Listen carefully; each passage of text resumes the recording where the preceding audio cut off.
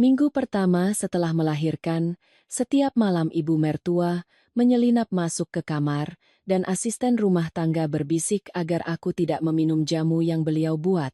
Aku segera membuangnya dan ketika membuka rekaman kamera, tubuhku gemetar. Jangan minum jamu buatan beliau jika Mbak masih ingin tidur nyenyak bersama si kecil. Ucapan itu adalah pertama kalinya aku merasa sependapat dengan Sri. Asisten rumah tangga yang begitu pendiam, bicaranya pelan dengan suara yang bergetar. Dan sejak saat itu, aku mulai memperhatikan hal-hal yang selama ini kuanggap biasa. Orang bilang, minggu pertama setelah melahirkan, wanita mudah berpikiran yang tidak-tidak. Aku pun pernah berpikir begitu. Tapi apa yang terjadi di kamar tidurku setiap malam bukanlah sekadar pikiran kosong. Aku melahirkan bayi laki-laki yang kuberi nama Bayu. Anakku mungil dengan kulit kemerahan, setiap kali menangis seluruh rumah panik. Ibu mertuaku, Bu Wati, sejak aku melahirkan menjadi sangat rajin. Sebelumnya beliau bukan orang yang galak, hanya tipe orang yang teliti, suka mengkritik, dan bicaranya cenderung blak-blakan. Tapi setelah aku melahirkan, beliau seolah berubah menjadi orang lain. Setiap malam beliau masuk ke kamarku, bukan sekadar menengok cucu lalu pergi, tapi masuk saat larut malam. Sangat larut, kadang aku sedang setengah tidur, mendengar suara pintu terbuka pelan, lalu cahaya dari koridor membentuk seberkas garis di lantai. Mataku belum terbuka sepenuhnya, tapi aku tahu itu beliau. Beliau tidak menyalakan lampu, jalannya sangat pelan. Suatu kali aku pura-pura tidur, mengintip dari balik kelopak mata, melihat beliau berdiri tepat di samping tempat tidur, menunduk memandangi anakku sangat lama. Cara beliau memandang tidak seperti seorang nenek yang mengagumi cucunya, tatapan itu membuatku merinding. Tapi kemudian aku kembali menenangkan diri. Mungkin beliau terlalu sayang pada cucunya. Orang tua kadang punya cara yang berbeda dalam menunjukkan kasih sayang. Lalu beliau beralih padaku, merapikan selimutku, dan diam-diam pergi. Segalanya terjadi begitu senyap, jika tidak waspada, aku akan mengira itu hanya mimpi. Beberapa hari pertama aku tidak bercerita pada siapapun, berpikir sederhana saja, ada tambahan orang di rumah yang merawat juga membantu. Suamiku, Budi, pergi bekerja dari pagi sampai malam. Dia sayang anak, tapi juga tipe pria yang percaya jika sudah ada ibunya yang mengurus, segalanya akan aman. Aku pun pernah merasa aman seperti itu. Sampai hari ketika Sri mengucapkan kalimat itu. Siang itu, aku baru saja selesai menyusui Bayu, sedang duduk bersandar ketika Sri membawa masuk semangkuk jamu panas, jamu bersalin ramuan kunyit dan kencur. Minuman yang beberapa hari ini selalu dibuatkan ibu mertuaku. Katanya, agar cepat pulih dan ASI lancar. Aku tidak curiga sama sekali. Rasanya manis, harum dan badan menjadi hangat. Suatu hari aku bahkan memuji beliau pintar meracik jamu. Tapi hari itu, saat aku baru saja memegang mangkuk jamu, Sri yang berdiri di sampingku tidak segera pergi seperti biasa. Dia memandangku sejenak lalu tiba-tiba berbisik, sangat pelan, "Mbak, kalau bisa, jangan diminum jamu ini." Aku tertegun. "Kamu bilang apa?" Sri melirik ke arah pintu lalu mendekat sedikit, suaranya makin pelan. "Saya tidak yakin, Mbak. Tapi saya merasa aneh, setiap malam ibu turun ke dapur, meracik sendiri jamu ini di panci terpisah, tidak ada yang boleh menyentuhnya. Kemarin saya beres-beres dapur, saya lihat ibu memasukkan sesuatu yang belum pernah saya lihat sebelumnya." Aku mendengarnya dengan perasaan antara geli dan bingung. "Paling juga ramuan herbal biasa, Sri." Sri menggeleng. "Sepertinya bukan, Mbak. Saya sudah bertahun-tahun kerja begini. Saya tahu bau ramuan herbal. Yang ini saya tidak berani menuduh, tapi lebih baik Mbak hati-hati." Aku memandangi mangkuk jamu di tanganku, uapnya masih mengepul, aromanya begitu familiar. Jika bukan karena ucapan Sri, mungkin sudah kuhabiskan sejak tadi. Tapi kini aku meletakkan mangkuk itu, "Nanti saja Mbak minum." Sri mengangguk, tapi sorot matanya masih cemas. Dia pergi meninggalkan aku dengan semangkuk jamu panas dan segudang pikiran yang kalut. Aku bukan orang yang mudah curiga. Ibu mertuaku, meskipun agak cerewet, sejak aku menjadi menantunya, beliau tidak pernah melakukan hal yang keterlaluan. Bahkan saat aku hamil, beliau yang selalu mengingatkanku untuk makan makanan bergizi dan melarangku kerja berat. Tapi cara beliau menyelinap ke kamar setiap malam, panci jamu yang tak boleh disentuh siapapun, dan ucapan Sri, semuanya jika disatukan membuatku tidak bisa menganggap enteng. Aku duduk di sana cukup lama, akhirnya ku bawa mangkuk jamu itu ke balkon, lalu kutuang isinya. Setelah itu, tiba-tiba aku merasa bersalah, seolah baru saja melakukan hal yang tidak pantas. Tapi kemudian aku berkata pada diri sendiri, tidak ada salahnya sedikit berhati-hati. Malam itu aku sengaja tidak mengatakan apa-apa, tetap makan malam seperti biasa, berbicara dengan ibu mertua seperti hari-hari sebelumnya.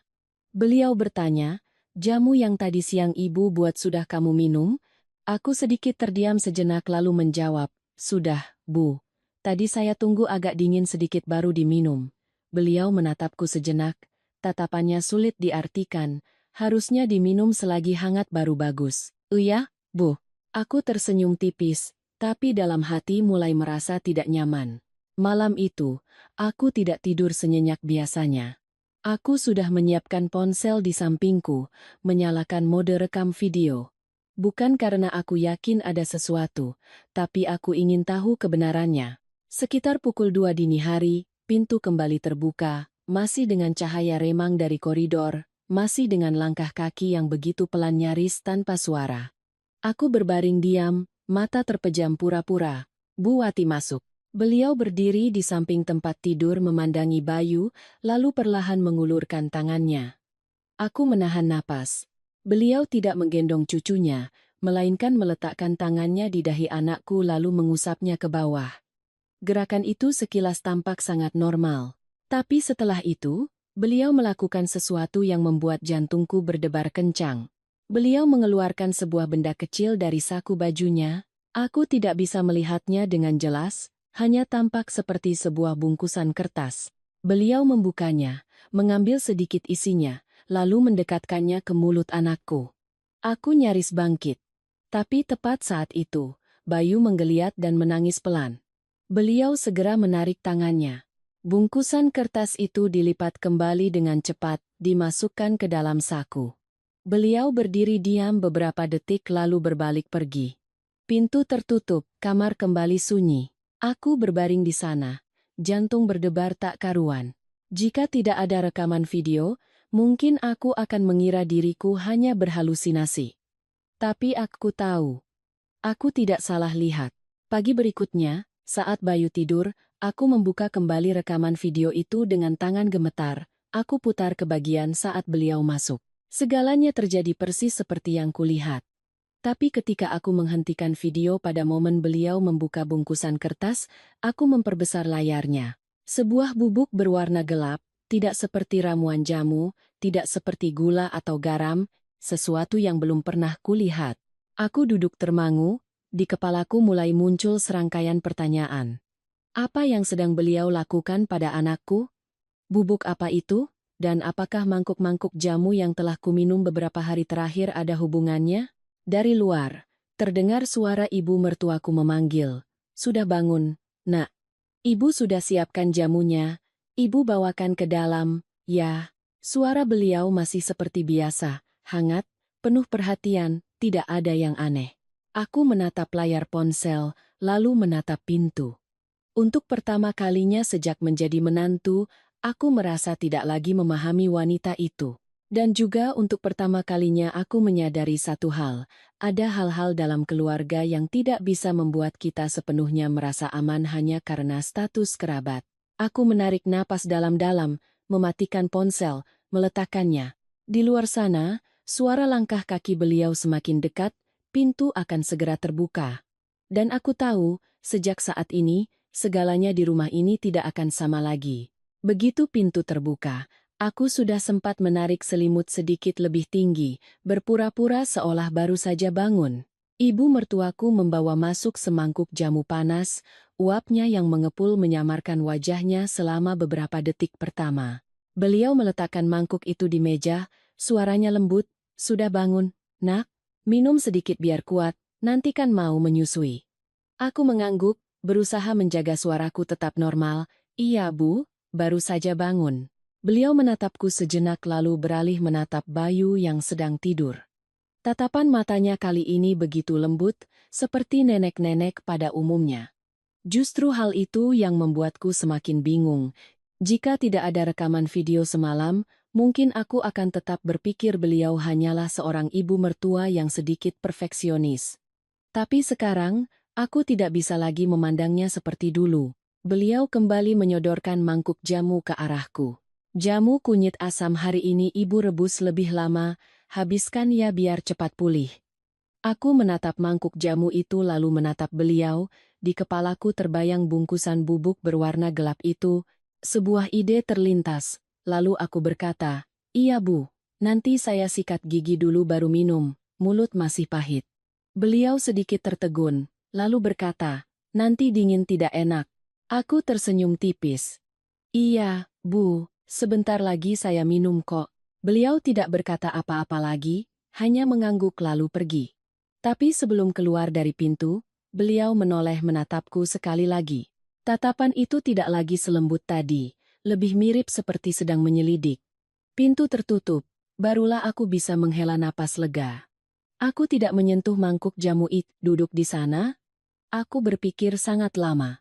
Jika aku bicara terus terang pada suamiku, apa yang akan dipikirkan Budi?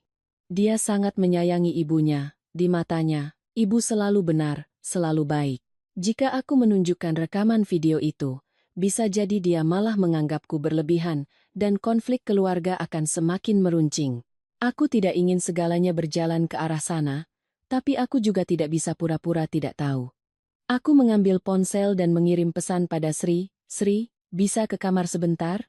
Belum ada 1 menit, Sri sudah berdiri di depan pintu. Dia melihat sekeliling sebelum masuk, lalu menutup pintu dengan sangat pelan. "Ada apa Mbak?" Aku menyodorkan ponselku pada Sri. "Coba lihat ini." Sri mengambilnya dan menonton seluruh rekaman video. Aku bisa melihat tangannya mengepal lebih erat saat tiba di bagian ibu mertuaku membuka bungkusan bubuk. Selesai menonton, dia mengangkat wajahnya yang pucat pasi. "Mbak sudah lihat, kan?" Aku mengangguk. "Kamu tahu itu apa?" Sri menggeleng. "Saya tidak berani menebak, Mbak. Tapi saya yakin itu bukan hal biasa." Aku terdiam sejenak lalu bertanya, "Di dapur, apa kamu melihat hal aneh lainnya?" Sri berpikir sejenak lalu berkata, "Beberapa hari ini ibu selalu menyimpan sebuah toples kecil di lemari paling atas yang tidak terjangkau oleh saya. Beliau tidak mengizinkan saya menyentuhnya. Setiap kali membuatkan jamu untuk Mbak, beliau selalu membuatnya sendiri, saya hanya boleh mencuci piring setelahnya."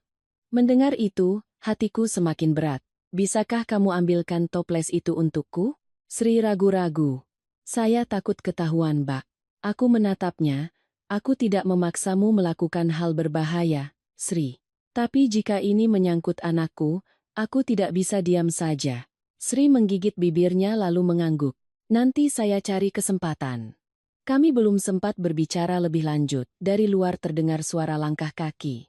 Sri segera berdiri, mengambil lap di atas meja, berpura-pura sedang membersihkan. Ibu mertuaku membuka pintu dan masuk. "Sri, kenapa masih di sini?" Sri menunduk. "Tadi saya beres-beres sebentar, Bu." Beliau melihat sekeliling, lalu tatapannya berhenti pada mangkuk jamu yang masih utuh. "Belum diminum?" tanyaku. Aku menjawab, "Iya, Bu. Ini mau saya minum." Beliau mendekat, mengambil mangkuk jamu itu dan menyodorkannya padaku. "Minum selagi hangat, kali ini aku tidak bisa menunda lagi." Aku mengangkat mangkuk itu ke bibir, tapi tidak meminumnya. Aku pura-pura meniupnya agar dingin, lalu meletakkannya kembali. "Aduh, panas sekali Bu, tunggu sebentar lagi." Beliau tidak melepaskan pandangannya dariku. Suasana di dalam kamar mendadak menjadi tidak nyaman. Aku berusaha tetap tenang, lalu berbalik bertanya, "Bu, di jamu ini ada tambahan apa ya?" "Rasanya sedikit berbeda dari kemarin," beliau menjawab dengan cepat. "Hanya ramuan biasa, Ibu ganti jenisnya biar lebih enak diminum." Aku mengangguk, tapi dalam hati tidak percaya. Sri yang berdiri di samping hanya diam, tapi aku bisa melihat dengan jelas dia sedang tegang. Beliau menatap kami berdua sejenak lalu berkata, "Minumlah. Jangan dibiarkan terlalu lama. Aku tahu jika terus menghindar, beliau akan curiga. Aku butuh cara lain. Aku tersenyum tipis. Iya Bu, tenang saja. Pasti saya habiskan. Ibu istirahat saja, setelah minum saya mau tidur lagi. Beliau menatapku, lalu menatap mangkuk jamu, akhirnya berbalik pergi. Pintu tertutup. Aku segera meletakkan mangkuk jamu itu, tidak menyentuhnya lagi. Sri menghela napas lega, Mbak tidak meminumnya itu sudah benar. Aku berbisik, malam ini aku akan merekam lagi, tolong kamu perhatikan toples itu. Sri mengangguk. Setelah dia pergi, aku duduk sendirian. Aku tidak lagi merasakan ketakutan seperti tadi pagi, yang ada justru sebuah ketenangan yang aneh. Aku harus tahu kebenarannya, bukan untuk menyalahkan siapapun, tapi untuk melindungi anakku. Siang hari saat makan bersama, aku sengaja mengamati ibu mertua lebih seksama. Beliau tetap seperti biasa, mengambilkan lauk untukku, menanyakan tentang tidur Bayu. Siapapun yang melihat pasti akan berpikir ini adalah seorang ibu mertua yang sangat perhatian. Suamiku, Budi, sama sekali tidak curiga. Ibu perhatian sekali sama Rina, Mas jadi tenang. Aku hanya tersenyum tanpa berkata apa-apa, tapi di dalam kepalaku, segalanya sudah berbeda. Sore harinya, aku pura-pura tidur agar Sri lebih mudah bertindak. Menjelang pukul 3, Sri masuk ke kamar dengan pelan dan memanggil lirih, "Mbak." Aku membuka mata, dia menyodorkan sebuah toples kecil. Saya sudah dapat. Aku mengambilnya, membuka tutupnya, tercium aroma yang agak aneh, tidak seperti ramuan jamu manapun yang pernah kukenal. Di dalamnya ada bubuk berwarna gelap, mirip dengan yang ada di video. Aku menatap Sri. "Kamu tahu ini apa?" Sri menggeleng. "Saya belum pernah melihatnya." Aku menutup kembali toples itu. Hatiku semakin berat. "Kembalikan seperti semula. Jangan sampai ibu tahu." Sri mengangguk, membawa toples itu keluar. Malam itu, aku berinisiatif berkata pada suamiku, "Mas, malam ini tidur di sini sama aku dan Bayu, ya?" Budi sedikit terkejut. "Kenapa, Rin?" Aku mencari alasan sederhana. Aku kurang bisa tidur nyenyak. Mungkin karena baru selesai melahirkan. Dia mengangguk. "Oke, Mas temani kalian berdua. Aku ingin tahu, jika ada Budi, apakah ibu mertua masih akan masuk kamar seperti setiap malam?" Malam tiba, aku meletakkan ponsel di posisi yang sama. Budi yang berbaring di sampingku dengan cepat terlelap. Aku sendiri tidak tidur. Sekitar pukul 2 dini hari, aku mendengar suara pintu. Pintu tetap terbuka, ibu mertuaku tetap masuk. Tapi kali ini, beliau berhenti begitu melihat ada orang lain di dalam kamar. Beliau tidak mendekati tempat tidur, hanya berdiri di sana beberapa detik, lalu berbalik keluar. Pintu pun tertutup. Aku membuka mata menatap kepergiannya. Dalam hatiku, sesuatu perlahan menjadi lebih jelas. Beliau tidak ingin ada orang lain yang melihat perbuatannya. Dan itu artinya, apa yang kulihat bukanlah sebuah kesalahpahaman. Aku menoleh menatap anakku. Bayu masih tidur lelap, wajah mungilnya begitu damai. Aku meletakkan tangan di dadaku, berjanji pada diri sendiri. Apapun masalah ini, aku akan mencari tahu sampai tuntas. Bukan dengan cara membuat keributan, tapi dengan ketenangan. Karena ada masalah dalam keluarga, yang jika salah satu langkah saja, segalanya tidak akan bisa kembali seperti semula, tapi jika tidak melakukan apa-apa, aku tidak akan pernah merasa tenang, dan aku tahu, malam-malam berikutnya, semua ini tidak akan berhenti begitu saja. Keesokan paginya, aku bangun lebih awal dari biasanya. Bukan karena tangisan anak, tapi karena pikiranku tidak mengizinkanku untuk tidur lebih lama lagi. Semua yang terjadi selama 2 malam terakhir terus berulang di kepalaku, begitu jelas hingga aku tidak bisa lagi menenangkan diri bahwa itu hanya kesalahpahaman. Budi masih tidur di sampingku, tangannya masih tergeletak di atas selimut kami berdua. Melihatnya tidur, aku merasakan perasaan yang aneh. Merasa aman sekaligus tidak berani jujur. Aku tahu jika aku menceritakan semua yang kulihat, dia tidak akan mudah menerimanya. Aku perlahan bangkit, menggendong Bayu ke ruang tamu agar lebih sejuk. Baru saja sampai di pintu, Aku sudah melihat ibu mertuaku duduk di meja makan, memegang secangkir teh. Beliau mengangkat kepala menatapku. Kenapa sudah bangun pagi-pagi, Nak? Semalam bisa tidur nyenyak? Aku menjawab, lumayan, Bu, ada Mas Budi yang menemani jadi lebih baik. Beliau terdiam sejenak lalu bertanya lagi. Kalau suamimu menemani, pasti kamu tidak kaget-kaget lagi, kan? Kalimat itu terdengar biasa. Tapi aku merasa ada sesuatu yang aneh, seolah beliau sedang mengonfirmasi sesuatu. Aku meletakkan Bayu di sofa kecil. Berbalik dan tersenyum tipis. Iya, Bu, mungkin begitu. Beliau berdiri dan berjalan ke dapur. Ibu sudah masak bubur, nanti kamu makan. Ya. Aku menatap kepergiannya, dalam hati mulai menyusun rencana.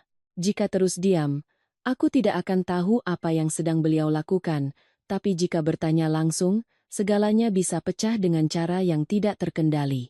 Aku butuh cara lain, cara yang bisa mengungkap kebenaran tanpa membuat segalanya menjadi tegang seketika.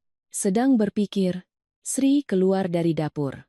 Dia menatapku, tatapannya seolah bertanya. Aku mengangguk pelan lalu menggendong Bayu kembali ke kamar. Ketika hanya tinggal kami berdua, aku berbisik. Semalam ibu tetap masuk, tapi melihat Mas Budi jadi beliau hanya berdiri di luar lalu pergi.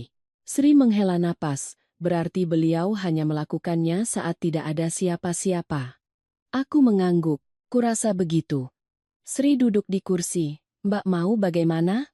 Aku berpikir sejenak lalu berkata, aku tidak mau langsung membuat keributan, tapi aku harus tahu bubuk itu apa. Sri bertanya, bagaimana kalau kita bawa ke seseorang untuk ditanyakan? Aku menggeleng. Tidak bisa. Kalau itu hal biasa tidak apa-apa, tapi kalau tidak, nanti kalau ada apa-apa, orang akan bertanya asalnya dari mana, malah jadi rumit. Sri terdiam. Aku melanjutkan. Aku akan coba satu cara. Sri menatapku. Cara apa? Aku berkata hari ini aku akan pura-pura minum jamu di depan ibu, tapi sebenarnya tidak. Setelah itu aku akan perhatikan reaksinya. Sri mengangguk. Aku mengerti. Siang harinya, seperti biasa, ibu mertuaku membawa jamu masuk. Beliau meletakkan mangkuk itu dan menatapku. Hari ini jangan lupa dihabiskan, jangan sampai dingin. Aku mengambil mangkuk itu dan tersenyum. Iya, Bu. Hari ini saya minum langsung. Aku mengangkat mangkuk itu ke bibir. Pura-pura minum seteguk, lalu menurunkannya. Aku sengaja menelan ludah pelan untuk menciptakan kesan seolah benar-benar sudah minum. Beliau menatapku dengan sangat saksama. Enak, enak, Bu. Jawabku. Menjaga ekspresi wajah tetap natural. Beliau mengangguk, tampak puas, lalu pergi. Begitu beliau keluar dari pintu, aku segera berdiri membawa mangkuk jamu ke kamar mandi. Menuang habis isinya. Aku kembali ke kamar dan duduk, hatiku sedikit berdebar. Jika di dalam jamu itu ada sesuatu yang khusus, pasti beliau akan memperhatikan apakah aku meminumnya atau tidak. Sekitar setengah jam kemudian, beliau kembali. Beliau melihat mangkuk kosong di atas meja lalu menatapku. Sudah habis? Sudah, Bu. Beliau tidak berkata apa-apa lagi, hanya mengangguk. Tapi tatapan matanya saat itu tidak bisa kubaca. Sore harinya, saat aku sedang menyusui Bayu, ibu mertuaku masuk lagi ke kamar. Beliau duduk di sampingku, suaranya pelan, bagaimana perasaanmu? Aku menjawab, sudah lebih baik dari beberapa hari yang lalu, Bu. Beliau menatapku dan bertanya lagi, ada merasa tidak enak badan? Pertanyaan ini membuatku waspada. Tidak ada yang aneh, Bu. Beliau terdiam beberapa detik lalu berkata, oh, baguslah kalau begitu. Aku menatapnya. Untuk pertama kalinya aku mencoba bertanya secara proaktif. Bu, ramuan yang ibu buatkan untuk saya. Ibu beli di mana? Beliau menjawab seketika, ibu punya langganan, mereka yang antarkan. Iya, Bu, soalnya baunya agak berbeda dari yang biasa saya minum. Beliau tersenyum tipis, beda tempat beda racikan, yang penting bagus. Aku mengangguk tanpa bertanya lebih lanjut, tapi dalam hatiku jawaban itu tidak cukup. Malam harinya saat makan bersama, aku sengaja berkata, Bu, beberapa hari lagi saya mau pulang ke rumah orang tua 1 atau 2 hari, cari suasana baru. Budi menatapku, kenapa tiba-tiba mau pulang? Aku berkata kangen rumah. Lagi pula ibu saya juga ingin menengok cucu tapi susah jalan. Ibu mertuaku meletakkan sendoknya dan menatapku. Di sini ibu tidak merawatmu dengan baik? Aku buru-buru berkata, bukan begitu, Bu. Ibu merawat saya dengan sangat baik, saya hanya ingin ganti suasana sebentar. Beliau terdiam, Budi menimpali. Kalau mau pulang biar Mas antar. Aku mengangguk. Iya Mas. Makan malam hari itu berakhir dengan sedikit canggung. Malam itu aku tidak meminta suamiku tidur bersama lagi. Aku ingin lihat jika hanya ada aku, apa yang akan terjadi. Aku meletakkan ponsel seperti biasa, mematikan lampu, berbaring, dan memejamkan mata. Sekitar pukul 2 lebih, pintu kembali terbuka. Kali ini aku tidak pura-pura tidur sepenuhnya. Aku menjaga celah mata sedikit terbuka untuk mengamati. Ibu mertuaku masuk. Beliau mendekati tempat tidur. Aku bisa melihat dengan jelas beliau mengeluarkan bungkusan kertas itu, tangannya sedikit gemetar. Hal ini membuatku terkejut. Seseorang yang sudah terbiasa melakukan hal ini, kenapa harus gemetar? Beliau membuka bungkusan, mengambil sedikit bubuk, mendekatkannya ke mulut Bayu. Tepat saat itu aku bergerak sedikit, beliau segera menarik tangannya. Beliau menatapku, aku langsung memejamkan mata pura-pura tidur. Suasana di kamar seperti membeku. Beberapa detik berlalu, beliau melipat kembali bungkusan kertas itu dan menyimpannya. Lalu beliau berbalik keluar, pintu tertutup. Aku membuka mata. Hatiku saat ini bukan lagi ketakutan, melainkan sebuah perasaan yang sulit digambarkan. Kenapa beliau melakukan hal itu? Jika itu hal baik, kenapa harus sembunyi-sembunyi? Jika itu hal buruk, kenapa sasarannya adalah cucu kandungnya sendiri? Aku bangkit, membuka kembali video. Kali ini aku memperhatikan lebih saksama. Aku menyadari sebuah detail yang sebelumnya terlewat.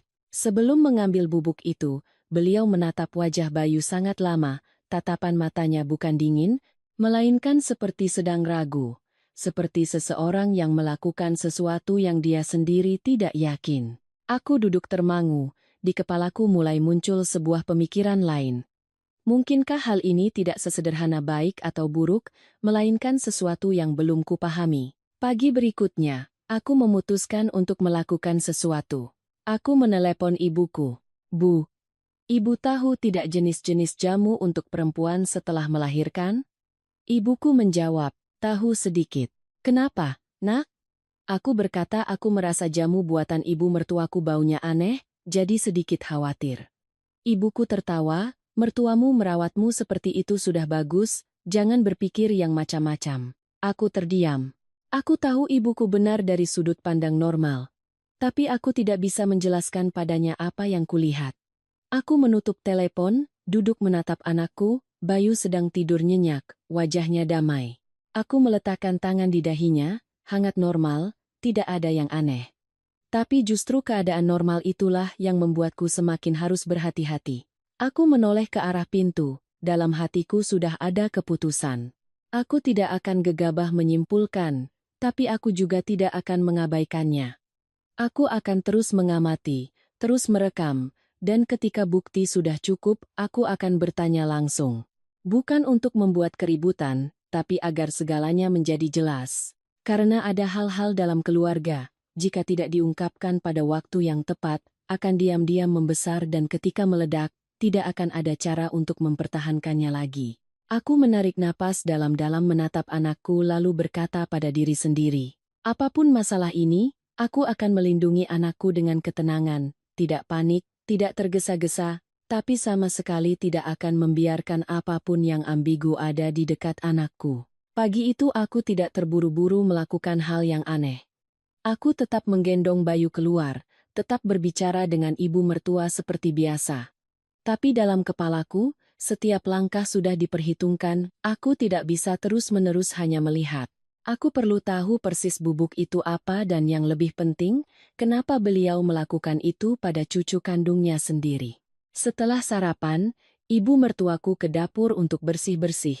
Sri memanfaatkan kesempatan itu untuk naik ke kamarku, menutup pintu pelan, lalu duduk di sampingku. Mbak mau bagaimana selanjutnya? Aku menatap Sri dan berbisik, aku akan coba sesuatu yang agak nekat. Sri mengerutkan kening. Nekat bagaimana? Aku merendahkan suara, malam ini aku tidak akan tidur di atas tempat tidur. Sri terkejut. Lalu Mbak tidur di mana? Aku akan tidur di lantai. Di sisi lain tempat tidur yang tersembunyi. Di atas tempat tidur, aku akan menata bantal, menyelimutinya seolah ada orang yang tidur.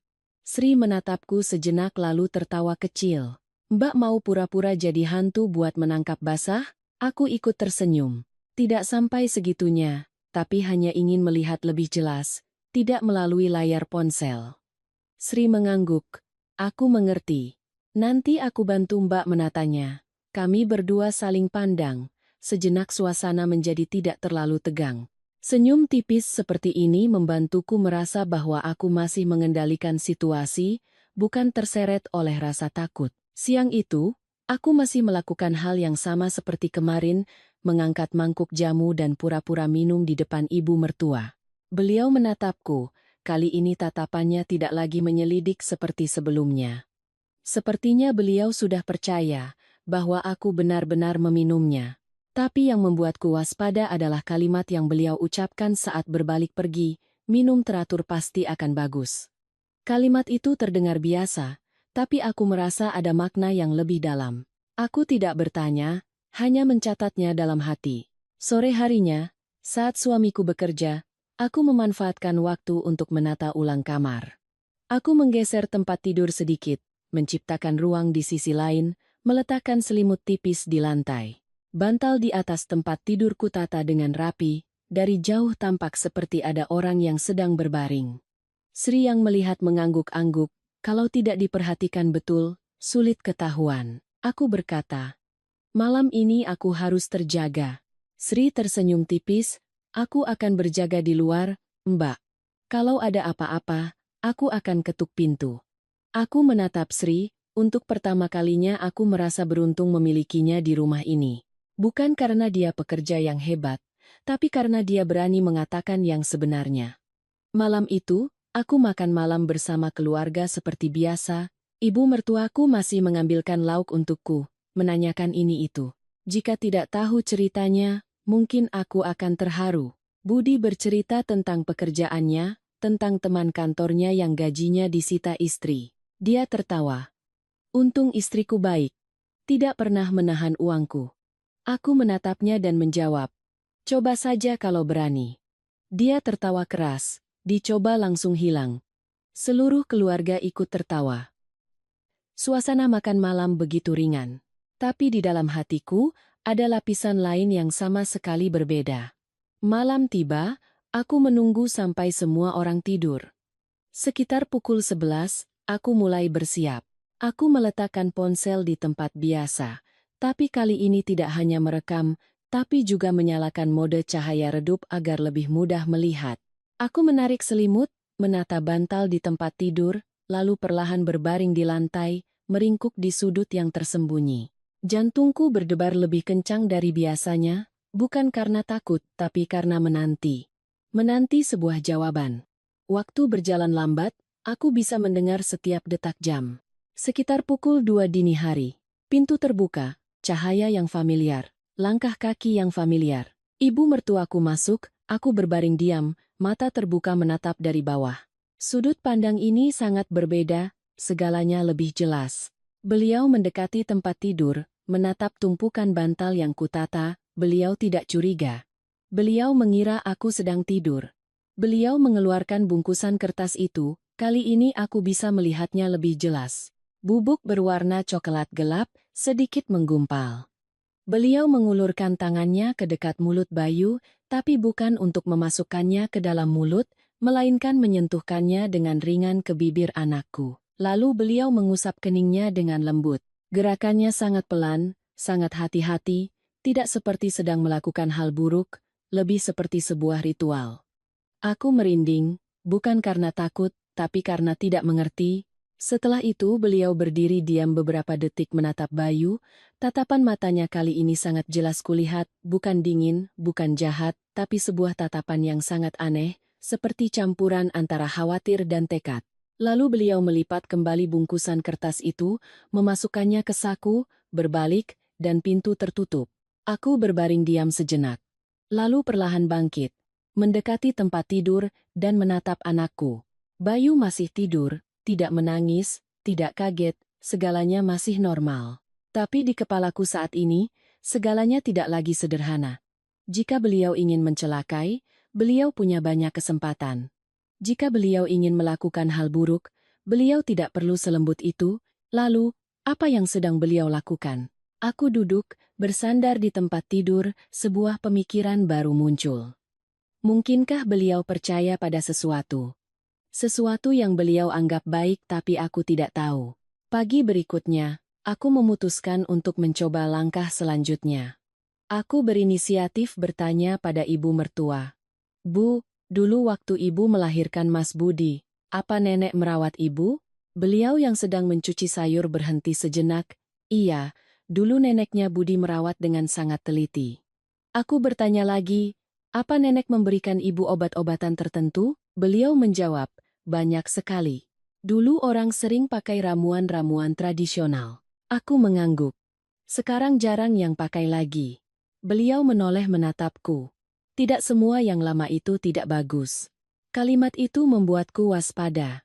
Aku bertanya dengan lembut, apa ibu sedang menggunakan ramuan tertentu untuk saya? Beliau menatap lurus ke arahku.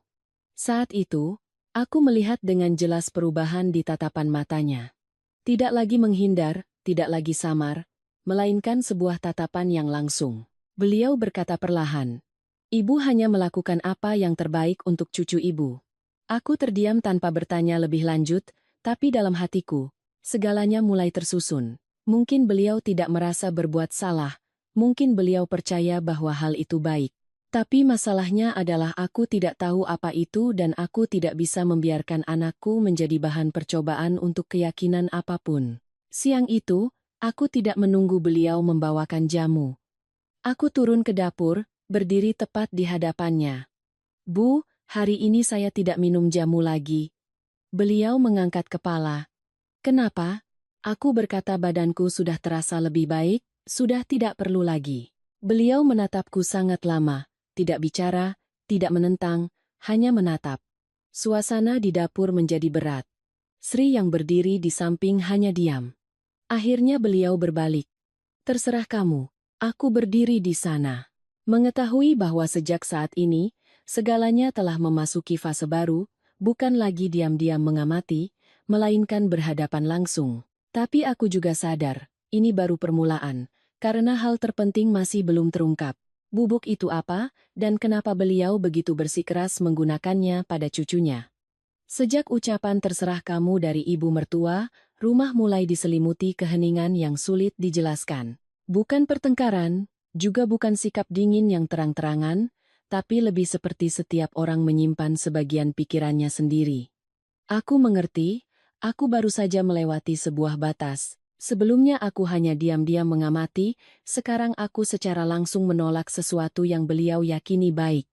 Siang itu, aku menggendong Bayu ke teras depan, agar lebih sejuk, matahari tidak terik, angin sepoi-sepoi, suasana begitu damai hingga jika ini terjadi beberapa hari yang lalu, aku pasti akan merasa sangat nyaman. Tapi hari ini, hatiku masih terasa gelisah. Sri membawakan segelas air hangat dan meletakkannya di sampingku. Minum dulu, Mbak, biar tidak lelah. Aku mengangguk. Ya, terima kasih, Sri. Sri duduk di kursi di sampingku, berbisik. Tadi Mbak bilang begitu, sepertinya ibu tidak senang. Aku tersenyum tipis, aku tahu. Sri bertanya, Mbak tidak takut? Aku berpikir sejenak lalu berkata, takut sih ada. Tapi kalau terus diam, aku lebih takut lagi.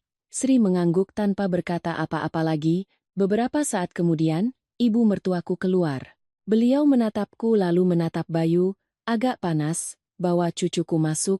Nah, aku menjawab, iya, Bu, sebentar lagi. Beliau tidak berkata apa-apa lagi, hanya berbalik masuk. Tapi cara beliau menatapku saat itu tidak lagi sama seperti dulu. Tidak ada lagi perhatian yang mendetail, yang ada justru sebuah jarak. Malam itu saat makan bersama, suasana sedikit lebih sunyi dari biasanya. Budi menatapku dan bertanya, "Kamu lelah hari ini?" Terlihat tidak banyak bicara. Aku tersenyum. "Mungkin kurang tidur, Mas." Dia mengangguk. "Malam ini, Mas temani kalian berdua." "Iya." Aku menggeleng. "Tidak usah. Mas tidur saja biar pulih. Besok kan kerja." Dia menatapku sejenak lalu tidak berkata apa-apa lagi. Ibu mertuaku tetap makan tanpa ikut campur, tapi aku tahu beliau sedang mendengarkan. Setelah makan, aku berinisiatif membantu Sri bersih-bersih. Saat hanya tinggal kami berdua di dapur, Sri berbisik, "Mbak mau cerita ke Mas Budi?" Aku menggeleng, "Belum saatnya." Sri bertanya, "Lalu Mbak mau begini terus?" Aku mencuci tangan sambil melihat air mengalir, berkata pelan, "Aku hanya perlu memastikan satu hal dulu." Sri menatapku. "Hal apa?"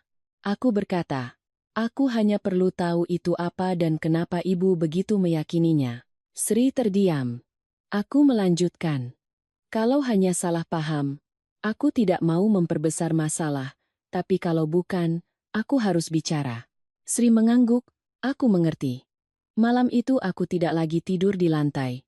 Aku berbaring di tempat tidur tapi tidak tidur. Aku tidak perlu melihat lagi untuk tahu apa yang akan beliau lakukan. Aku sudah cukup melihat, tapi aku ingin tahu setelah aku menolak jamu, apakah beliau akan tetap melanjutkannya.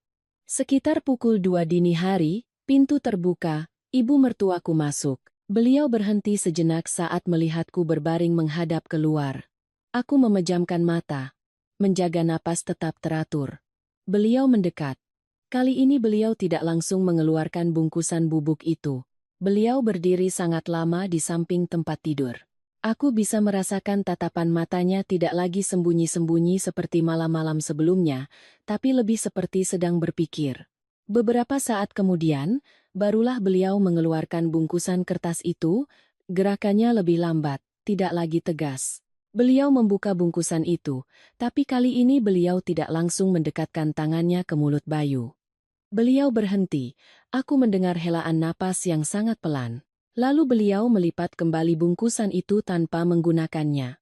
Beliau meletakkan tangannya di kening Bayu, mengusapnya dengan lembut, lalu berbalik pergi.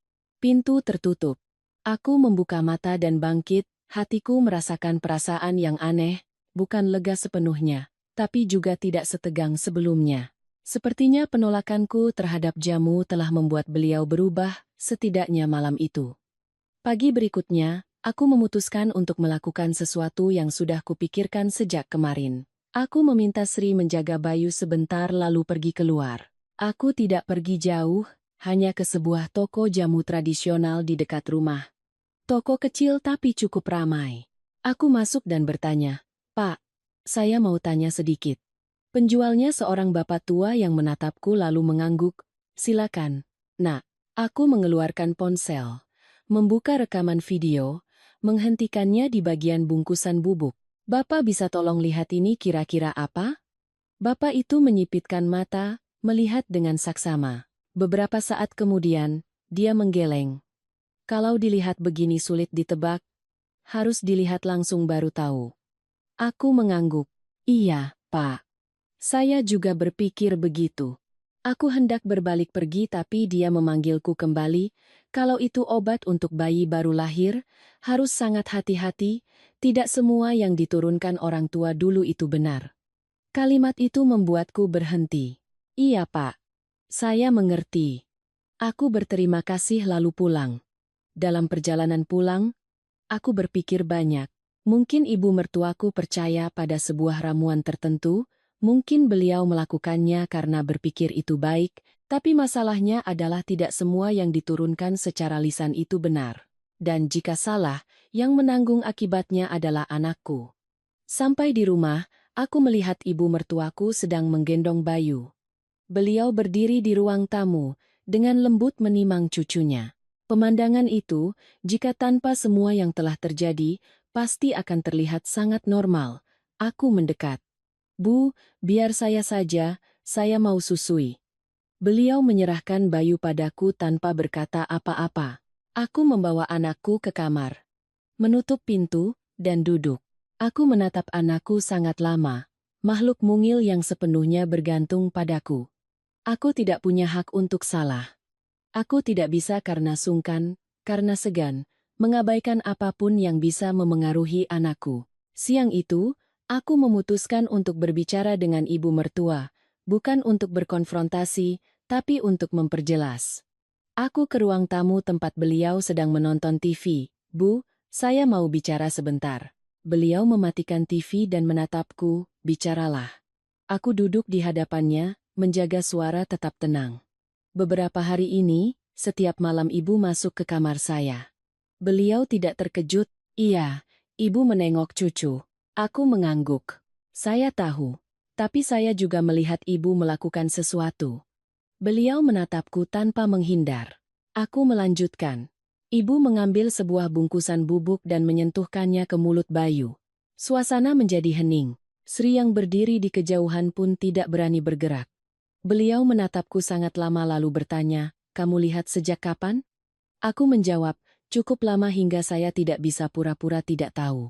Beliau terdiam. Aku melanjutkan, "Saya tidak mau salah paham, saya hanya ingin tahu apa yang sedang ibu lakukan pada anak saya." Suaraku tidak tinggi, tidak menyalahkan, hanya sebuah pertanyaan, pertanyaan yang telah kusimpan berhari-hari. Beliau menatapku, tatapan matanya kali ini tidak lagi samar, tapi sangat jelas, sangat dalam. Dan aku tahu, jawaban yang akan datang akan mengubah semua yang kupikirkan, tidak hanya tentang beliau, tapi tentang seluruh rumah ini. Ibu mertuaku menatapku sangat lama, tatapannya tidak menghindar, juga tidak marah. Caranya terdiam saat itu membuatku merasa seperti berdiri di depan sebuah pintu, hanya perlu satu kalimat lagi, dan semua yang ada di baliknya akan terungkap. Akhirnya, beliau menghela napas pelan, lalu berkata, "Kamu benar-benar ingin tahu?" Aku mengangguk. "Iya, Bu, saya ingin tahu dengan jelas." Beliau tidak langsung menjawab, beliau berdiri dan masuk ke kamarnya. Aku duduk diam. Hatiku tegang sekaligus berdebar. Sri yang berdiri di belakang juga tidak berani bersuara. Sesaat kemudian, beliau kembali, di tangannya ada sebuah kotak kayu kecil, kotak tua berwarna gelap, sepertinya sudah disimpan sangat lama. Beliau meletakkan kotak itu di meja, membukanya. Di dalamnya ada bungkusan kertas yang sama persis dengan yang kulihat di video. Beliau menatapku, "Ini yang kamu lihat." Aku menatap ke dalam kotak, jantungku berdebar lebih kencang. "Ini apa, Bu?" Beliau duduk, suaranya merendah, "Ini ramuan tradisional. Dulu neneknya Budi memakainya untuk dia sejak baru lahir." Aku diam mendengarkan. Beliau melanjutkan, "Neneknya bilang, anak baru lahir itu lemah, harus pakai sedikit ramuan ini untuk tolak bala, menjaga semangatnya agar nanti besar tidak gampang sakit." Aku menatapnya, "Ibu percaya dengan ini?" Beliau tidak ragu, "Ibu percaya." Aku menarik napas, "Tapi apa ibu tahu persis ini apa?" Beliau sedikit tertegun, lalu berkata, "Ibu tidak tahu persis setiap bahannya, tapi ibu tahu ini tidak berbahaya." Aku berkata dengan lembut, "Ibu yakin tidak berbahaya? Atau ibu pikir tidak berbahaya?" Beliau menatapku tanpa menjawab. Suasana di ruangan menjadi lebih berat. Aku melanjutkan dengan suara tetap tenang, "Bu, saya tidak bilang ibu salah, tapi saya perlu tahu dengan jelas karena ini anak saya." Beliau sedikit meninggikan suara, "Dia juga cucu ibu." Aku mengangguk. "Iya, Bu, saya tahu. Makanya saya ingin bicara terus terang dengan ibu, bukan sembunyi-sembunyi." Sri yang berdiri di belakang, tangannya mengepal erat tapi tetap diam. Beliau menatapku, tatapan matanya sedikit berubah, tidak lagi sekeras tadi, tapi ada sedikit keraguan. "Dulu ibu lakukan ini pada Budi, dia tidak apa-apa." Aku berkata pelan, "Dulu berbeda, sekarang berbeda. Zaman sudah berubah."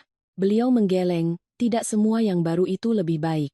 Aku tidak langsung membantah. Aku sadar ini bukan perdebatan sederhana tentang benar atau salah. Ini adalah perbedaan antara dua generasi, antara keyakinan yang sudah mendarah daging dan pandangan baru. Aku mengubah caraku bicara, Bu, saya tanya jujur, saat ibu melakukan itu, apa ibu yakin itu baik?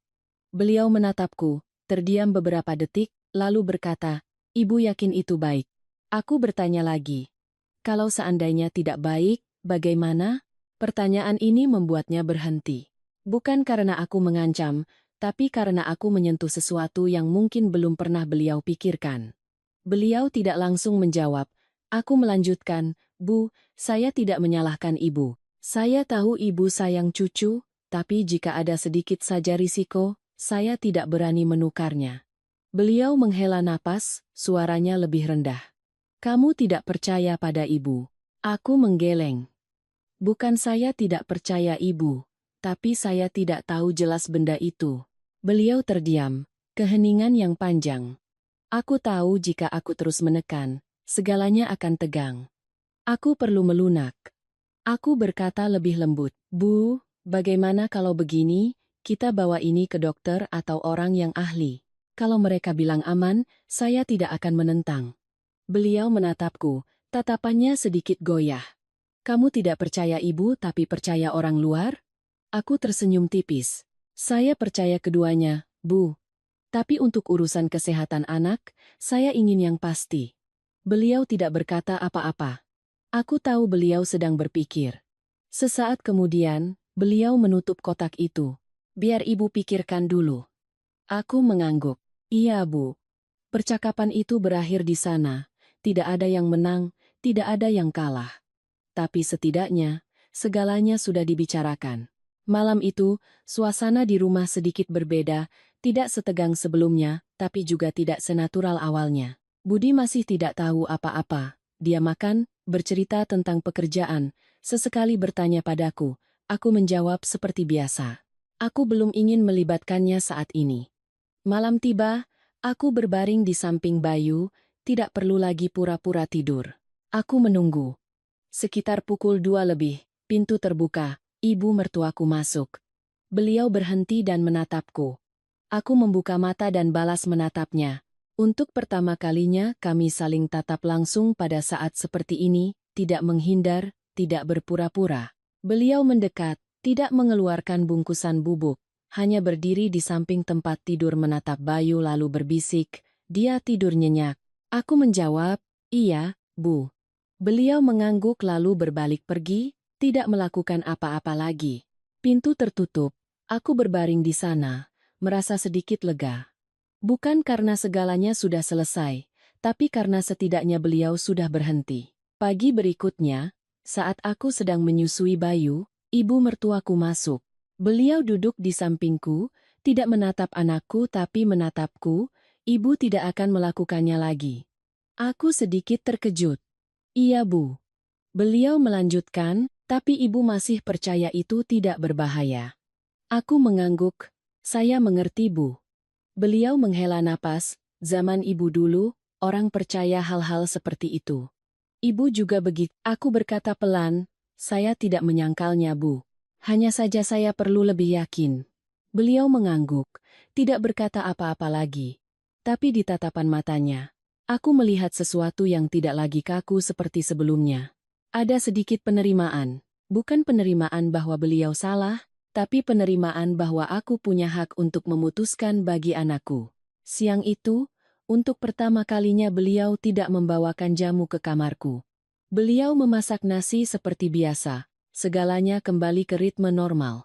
Tapi dalam hatiku, aku tahu cerita ini belum berakhir. Karena yang penting bukan hanya apakah beliau melakukannya atau tidak, tapi apa sebenarnya benda itu. Dan kenapa orang yang sangat teliti seperti beliau begitu meyakininya?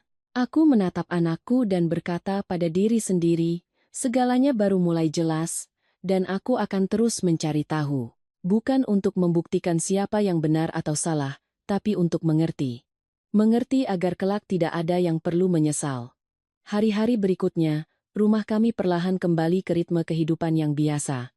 Tidak ada lagi suara pintu terbuka tengah malam, tidak ada lagi cahaya dari koridor yang menyelinap masuk ke kamar dan membuatku terbangun. Ibu mertuaku menepati janjinya, tidak lagi masuk ke kamarku di malam hari, tidak lagi membawakanku jamu khusus. Secara lahiriah, segalanya tampak baik-baik saja, Tetapi di dalam hatiku, masalah itu belum selesai. Ada pertanyaan-pertanyaan yang jika tidak terjawab, akan tetap ada di sana, diam-diam membuat seseorang gelisah. Aku tidak bertanya lebih lanjut kepada ibu mertuaku, bukan karena aku sudah sepenuhnya percaya, tetapi karena aku mengerti jika aku menekannya, beliau akan menutup diri. Dan jika sudah begitu, akan semakin sulit bagiku untuk mengetahui kebenarannya. Aku memilih cara lain. Mengamati. Suatu pagi, saat sedang menggendong Bayu berjemur di bawah sinar matahari pagi yang lembut, aku melihat ibu mertuaku berdiri di depan meja sembahyang kecil di sudut ruang tamu. Beliau menyalakan dupa dan menggumamkan sesuatu dengan sangat pelan. Aku sudah sering melihatnya melakukan ritual sembahyang, tetapi hari itu aku memperhatikannya lebih saksama. Setelah menancapkan dupa, beliau mengeluarkan sesuatu yang sangat kecil dari saku bajunya, meletakkannya di atas meja sembahyang, lalu menunduk sangat lama. Aku berdiri dari kejauhan, tidak bisa melihat dengan jelas, tetapi hatiku tiba-tiba menghubungkannya dengan bungkusan-bungkusan bubuk itu. Sebuah pikiran terlintas. Mungkinkah benda itu bukan hanya obat, tetapi juga terkait dengan keyakinan spiritual beliau? Siang itu, aku sengaja turun ke dapur lebih awal. Ibu mertuaku sedang mencuci sayuran, sementara Sri sedang memotong daging. Aku pura-pura bertanya, "Bu, dulu nenek sering melakukan ritual sembahyang, ya?" Beliau tidak menoleh, terus mencuci sayuran. "Iya, keluarga kita memang mengikuti tradisi itu dari dulu." Aku bertanya lagi, "Apakah ramuan yang nenek berikan untuk Mas Budi ada hubungannya dengan ritual itu?" "Bu?" Kali ini, tangannya berhenti bergerak. Tidak lama, tetapi cukup untuk membuatku sadar bahwa pertanyaanku telah menyentuh sesuatu. Beliau menoleh ke arahku. "Kenapa kamu bertanya begitu?" Aku menjaga suaraku tetap biasa. "Tidak apa-apa, Bu. Hanya penasaran saja." Beliau tidak langsung menjawab, lalu berkata, "Ada hal-hal yang tidak bisa dimengerti semua orang hanya dengan penjelasan." Kalimat itu membuatku semakin yakin dengan dugaanku, tetapi aku tidak bertanya lebih lanjut. Sore harinya, saat Sri sedang menjemur pakaian, aku mendekat untuk membantunya sambil berbisik, "Sri, tolong perhatikan sesuatu untukku." Sri menoleh, "Ada apa, Mbak?"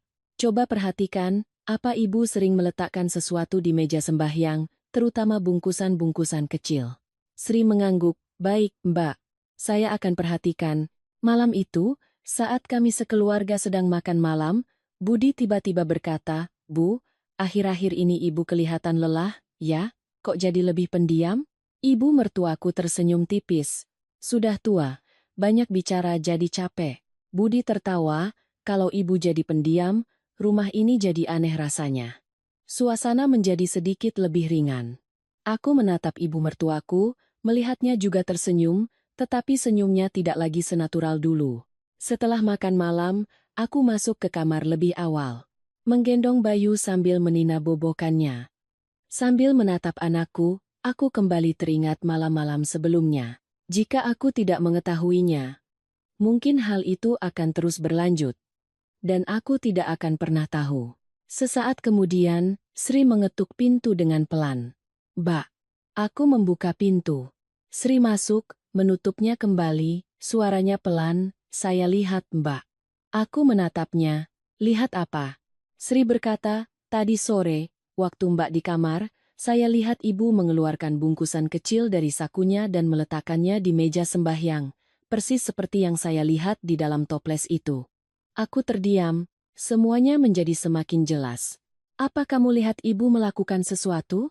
Sri menggeleng. "Saya hanya lihat beliau berdiri di sana lama sekali, lalu menyimpannya kembali." Aku mengangguk. Dalam benakku, aku mulai menyusun setiap detail. Bubuk itu, kunjungan malam hari yang diam-diam, cara beliau menyentuhkannya ke bibir Bayu, dan meletakkannya di meja sembahyang, semua itu tidak seperti ramuan obat biasa, melainkan seperti sebuah ritual. Tapi ritual apa? Dan mengapa harus dilakukan pada bayi yang baru lahir? Aku duduk di tempat tidur, berpikir sangat lama. Sri menatapku, "Mbak pikir ini ada hubungannya dengan hal-hal mistis?" Aku tidak langsung menjawab. Sesaat kemudian, barulah aku berkata, Mungkin saja. Sri sedikit merinding. Kedengarannya agak menakutkan. Aku tersenyum tipis. Tidak semua yang berbau spiritual itu menakutkan. Sri mengangguk.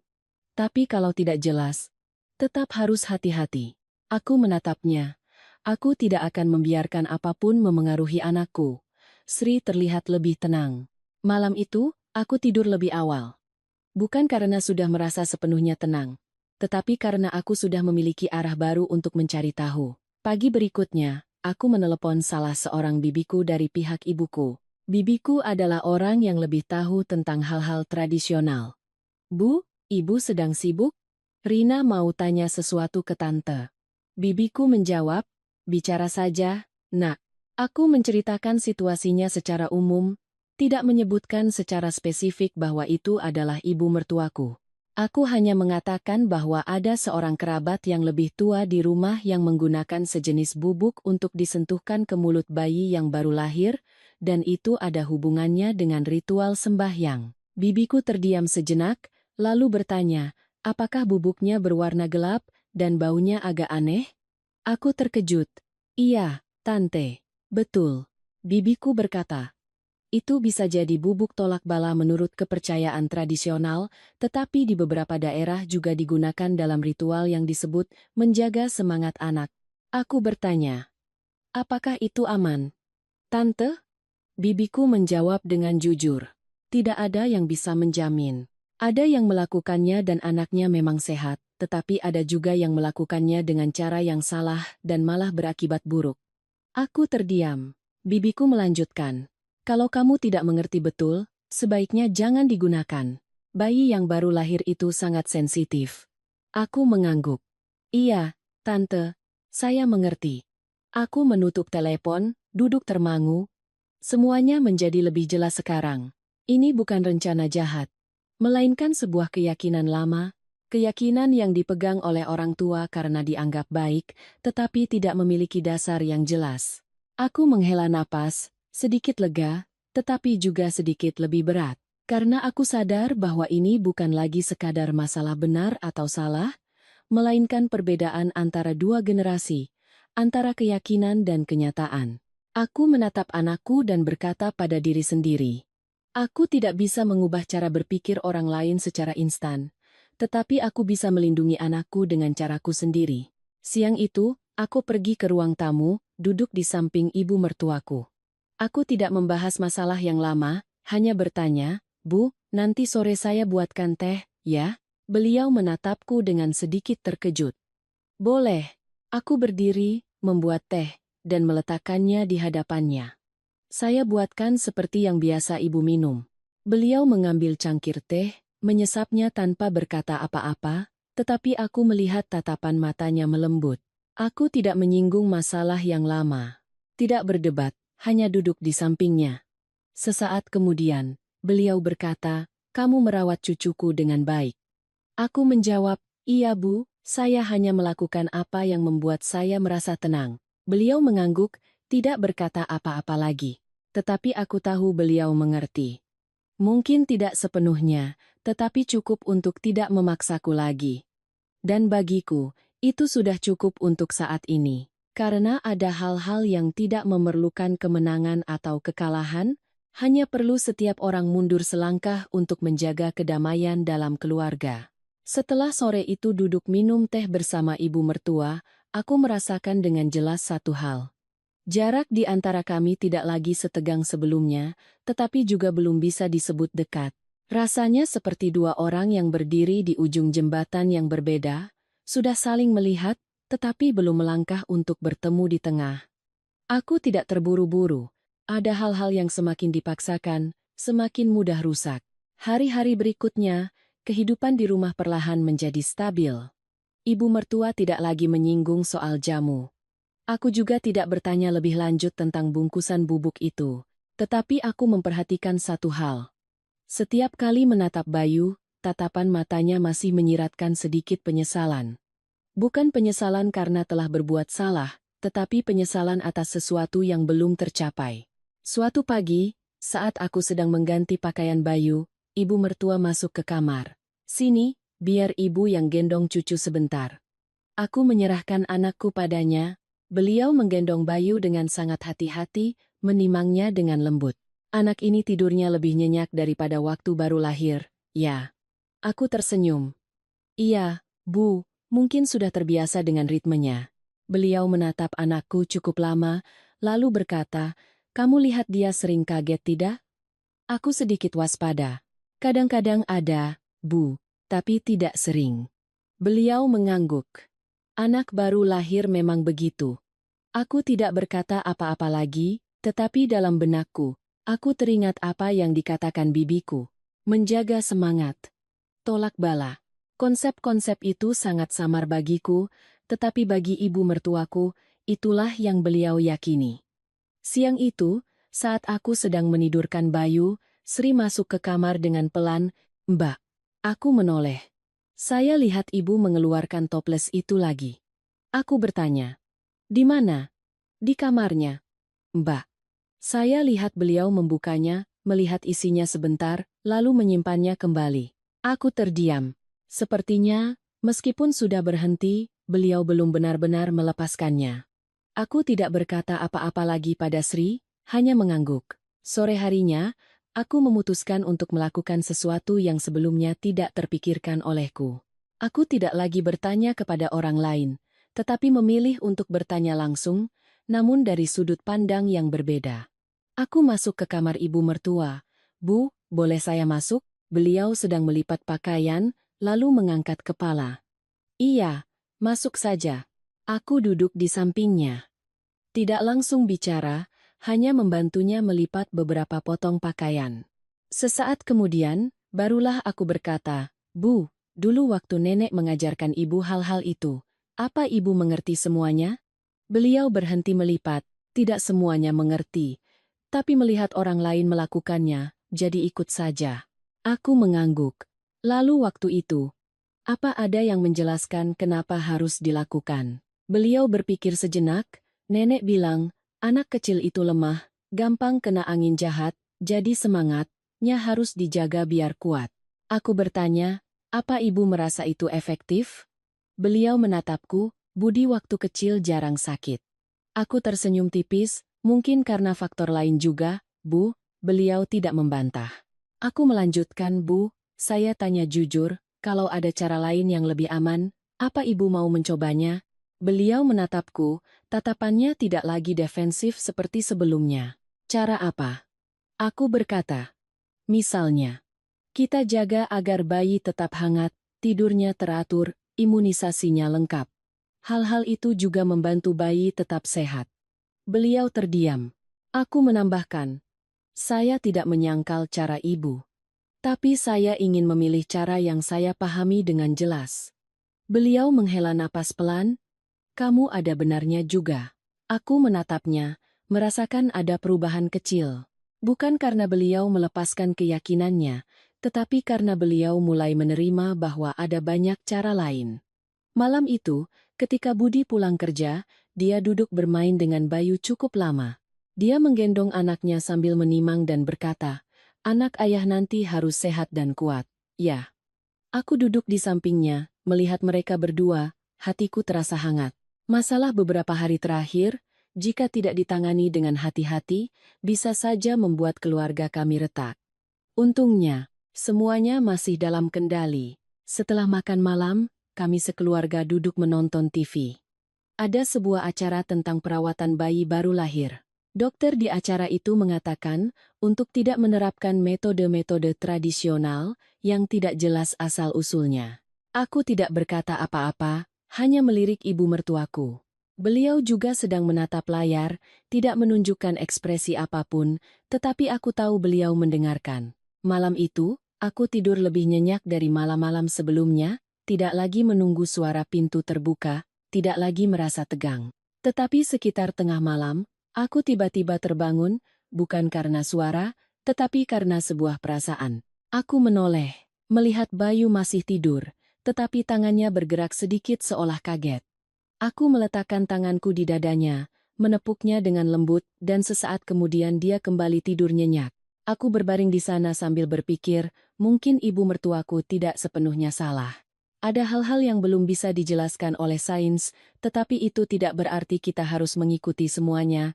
Pagi berikutnya, aku berinisiatif berkata kepada ibu mertuaku, "Bu, hari ini saya mau bawa Bayu ke dokter untuk pemeriksaan rutin." Beliau bertanya, "Pemeriksaan apa?" "Pemeriksaan kesehatan umum, Bu." Beliau mengangguk. "Iya, pergilah biar tenang." Aku menambahkan, "Ibu mau ikut?" Beliau sedikit terkejut. "Ibu boleh ikut?" "Tentu saja, Bu, biar ramai." Beliau menatapku sejenak, lalu mengangguk. "Baiklah, Ibu ikut." Aku tersenyum. Inilah yang kuinginkan. Bukan untuk menjauhkannya dari keyakinannya, tetapi untuk membawanya lebih dekat pada hal-hal yang lebih jelas. Siang itu, kami berdua membawa Bayu ke dokter. Dalam perjalanan, suasana cukup hening tetapi tidak canggung, hanya saja masing-masing dari kami tenggelam dalam pikiran. Sesampainya di sana, dokter memeriksa dengan sangat teliti, mendengarkan detak jantung, mengukur suhu, dan memeriksa refleks. Akhirnya, dokter berkata, bayinya tumbuh dengan normal, tidak ada yang perlu dikhawatirkan. Aku menghela napas lega. Ibu mertuaku juga mengangguk. Dalam perjalanan pulang, beliau berkata, "Kalau dokter bilang begitu, berarti bagus."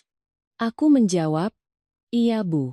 Beliau melanjutkan, "Berarti cara kamu merawatnya juga sudah benar." Aku tersenyum, "Iya, Bu, saya juga belajar dari banyak sumber." Beliau terdiam sejenak, lalu berkata, "Ibu tidak akan melakukan hal-hal itu lagi." Aku menatapnya, bukan karena terkejut, tetapi karena terharu.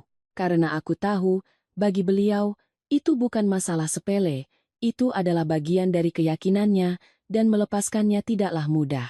Aku berkata pelan, "Terima kasih, Bu." Beliau tidak menatapku, hanya berkata, "Yang penting cucuku sehat." Aku mengangguk. Dalam hatiku, untuk pertama kalinya sejak semua ini dimulai, aku merasa benar-benar lega. Bukan karena aku benar, tetapi karena kami telah menemukan cara untuk berada di pihak yang sama. Karena ada hal-hal dalam keluarga yang tidak memerlukan siapa yang menang, yang penting adalah tidak ada yang terluka, dan anak yang berada di tengah bisa tumbuh dalam kedamaian. Kukira setelah kunjungan ke dokter hari itu, segalanya telah benar-benar berakhir. Tidak ada lagi bungkusan bubuk, tidak ada lagi kunjungan malam hari yang diam-diam, tidak ada lagi jamu khusus yang harus kuwaspadai. Rumah kembali tenang, dalam arti sesungguhnya sebagai keluarga yang baru memiliki bayi, sedikit sibuk, sedikit canggung, tetapi hangat. Namun, ada satu hal yang perlahan kusadari, kedamaian tidak selalu berarti segalanya telah diselesaikan sampai ke akarnya. Ibu mertuaku memang tidak lagi melakukannya, tetapi beliau juga tidak pernah menyinggungnya lagi. Beliau tetap merawat cucunya, tetap membantuku sedikit demi sedikit, tetapi sesekali, aku melihatnya berdiri di depan meja sembahyang lebih lama dari biasanya. Tidak setiap hari, tetapi setiap beberapa hari sekali, ada pagi atau malam di mana beliau berdiri di sana sangat lama, tangan terkatup di depan dada, mata terpejam, mulutnya menggumam. Aku tidak bisa mendengar jelas apa yang dikatakannya, tetapi aku tahu beliau masih memohon sesuatu. Mungkin kesehatan untuk cucunya, mungkin kedamaian, mungkin sebuah keyakinan yang belum sepenuhnya dilepaskannya. Suatu sore, saat aku sedang menggendong Bayu berjalan-jalan di halaman, beliau memanggilku, "Nak, masuk sebentar, ibu mau bicara." Aku membawa anakku masuk ke ruang tamu. Beliau sudah duduk di sana. Tatapan matanya hari ini berbeda dari biasanya, tidak lagi ragu, seolah sudah memutuskan sesuatu. "Duduklah." Aku duduk di hadapannya. Bayu berbaring tenang di pangkuanku, tangan mungilnya menggenggam bajuku. Beliau menatap anakku sejenak, lalu menatapku. "Ibu mau jelaskan satu hal padamu." Aku mengangguk. "Iya, Bu. Silakan." Beliau menghela napas. "Dulu ibu melakukan itu bukan karena tahayul buta." Aku diam mendengarkan. Beliau melanjutkan.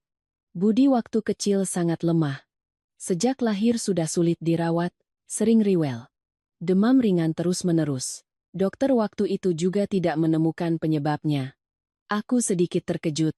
selama ini aku selalu mengira suamiku adalah orang yang sehat sejak kecil. Beliau melanjutkan. Neneknya Budi waktu itu membawa ibu bertemu seorang kenalan. Orang itu yang memberikan bubuk ini, katanya untuk menjaga semangat dan tolak bala. Ibu waktu itu tidak terlalu percaya, tetapi karena khawatir pada anak, ibu coba juga. Beliau berhenti sejenak, setelah itu, kondisi Budi membaik, jarang sakit. Tidurnya juga lebih nyenyak, aku tidak langsung bereaksi. Aku mengerti. Ini adalah cerita yang telah membentuk keyakinan beliau.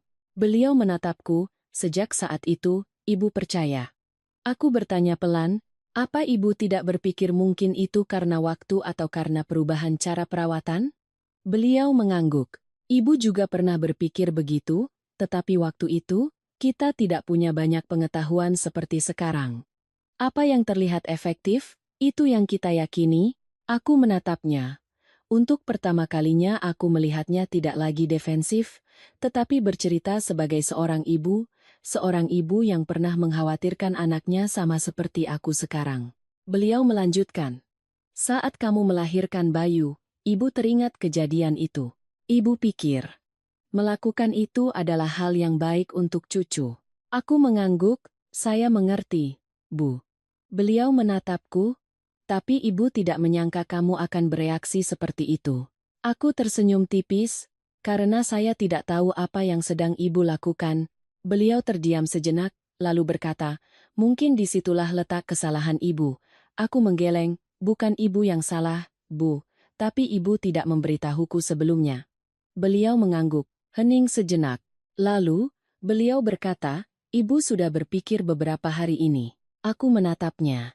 Ibu sadar, zaman ibu dan zamanmu berbeda, cara merawat anak juga berbeda. Aku berkata, iya Bu. Beliau melanjutkan, ibu tidak mau karena masalah ini, keluarga kita jadi tidak rukun. Aku merasa hatiku lega. Saya juga tidak mau begitu, Bu. Beliau menatap Bayu, tatapan matanya melembut. Yang penting cucuku sehat, cara apapun tidak masalah. Aku tersenyum. Iya, Bu. Suasana di ruangan saat itu sangat ringan, tidak ada lagi ketegangan, tidak ada lagi jarak, yang ada hanya dua orang wanita, masing-masing dengan cara mencintai yang berbeda, tetapi pada akhirnya bertemu di satu titik yang sama. Malam itu, ketika Budi pulang, dia merasakan suasana rumah tampak berbeda. Dia bertanya, hari ini ada kabar gembira apa? Kok semuanya kelihatan ceria? Aku tersenyum, tidak ada apa-apa Mas. Ibu mertuaku juga tersenyum, hanya mengobrol biasa saja. Budi mengangguk tanpa bertanya lebih lanjut, tetapi aku tahu dia juga merasakan perubahannya. Setelah makan malam, kami sekeluarga duduk mengobrol. Sudah lama tidak ada malam di mana tidak ada yang terburu-buru, tidak ada yang menyimpan sesuatu yang belum terucap. Sri juga duduk di sudut, diam-diam mendengarkan, sesekali menimpali dengan beberapa kalimat yang membuat suasana semakin ringan. Ada saat di mana Budi bercerita masa kecilnya dipaksa makan sayur, seisi rumah tertawa. Ibu mertuaku juga ikut bercerita, mengatakan bahwa Budi dulu sulit makan. Aku melihat ibu dan anak itu, menyadari satu hal. Cerita-cerita masa lalu, entah benar atau salah, adalah bagian dari kenangan. Dan kenangan itulah yang membentuk pribadi mereka hari ini. Malam itu, aku tidur sangat nyenyak, tidak lagi waspada, tidak lagi berpikir macam-macam, hanya tidur lelap seorang ibu yang sudah merasa tenang. Pagi berikutnya, aku bangun pagi. Keluar kamar, aku melihat ibu mertuaku sedang menggendong Bayu. Beliau berkata, kamu tidur lagi saja, biar ibu yang gendong cucu. Aku berdiri di sana melihat mereka berdua, tidak lagi merasakan kekhawatiran seperti sebelumnya, yang ada hanya rasa percaya. Aku berkata, iya, Bu. Saya buatkan teh untuk ibu. Beliau tersenyum. Baik, aku masuk ke dapur membuat teh. Hal-hal kecil seperti ini, dulu aku melakukannya tanpa banyak berpikir, tetapi sekarang, aku merasa itu lebih bermakna. Karena setiap tindakan didasari oleh saling pengertian. Sesaat kemudian, aku membawa teh dan meletakkannya di hadapan beliau. Beliau menerimanya, menyesapnya, teh hari ini enak, aku tersenyum.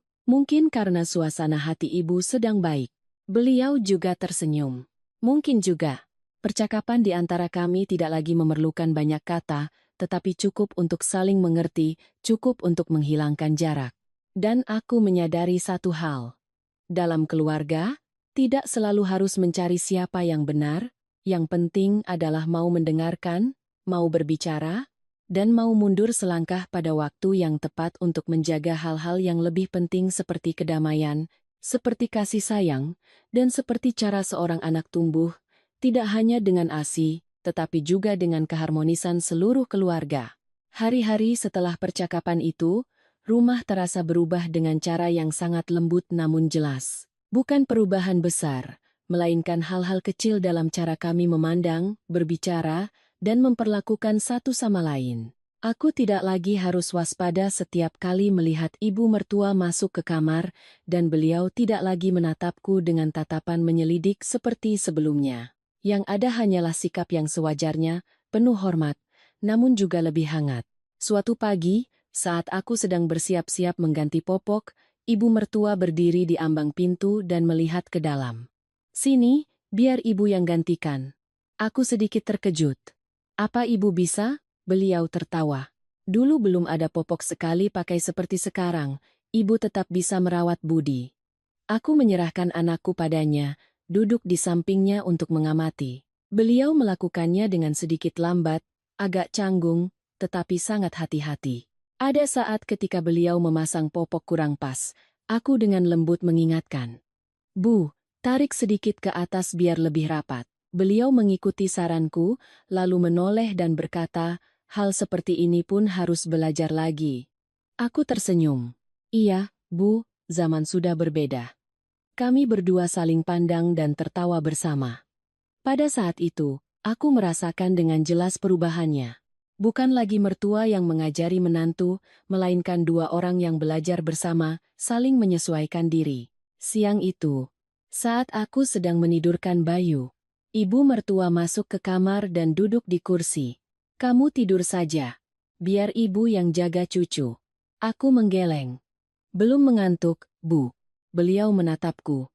"Beberapa hari ini kamu kelihatan lebih kurus." Aku tersenyum. "Namanya juga merawat anak kecil, Bu." Beliau menghela napas pelan. "Dulu ibu juga begitu. Kadang saking lelahnya sampai tidak berani mengeluh." Aku bertanya, "Kenapa tidak mengeluh, Bu?" Beliau berkata, "Mengeluh pada siapa?" Kalimat itu membuatku terdiam. Sebuah kalimat yang sangat ringan namun menyimpan beban waktu yang panjang. Aku menatapnya. Untuk pertama kalinya aku berpikir bahwa mungkin dulu beliau juga sama sepertiku, pernah khawatir, pernah takut salah, pernah harus menanggung semuanya sendiri, hanya saja cara menunjukkannya berbeda. Aku berbisik. "Sekarang ada saya, Bu. Kalau ada apa-apa, cerita saja." Beliau menatapku, tatapan matanya melembut.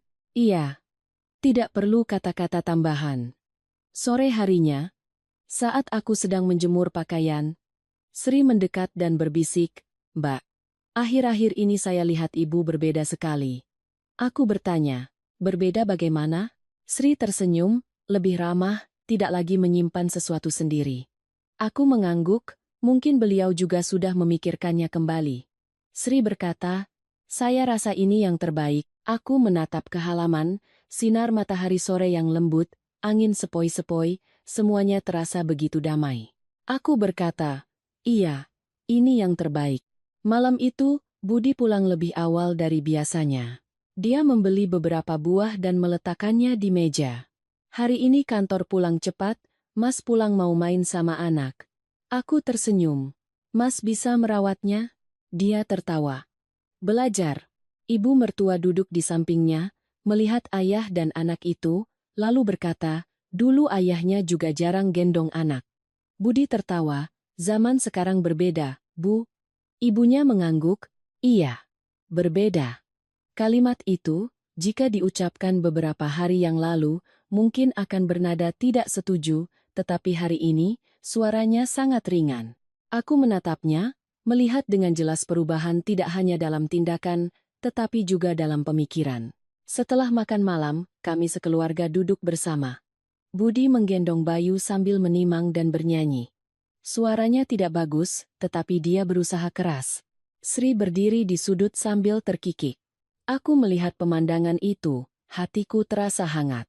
Beberapa hari sebelumnya, aku pernah takut masalah kecil akan menjadi besar.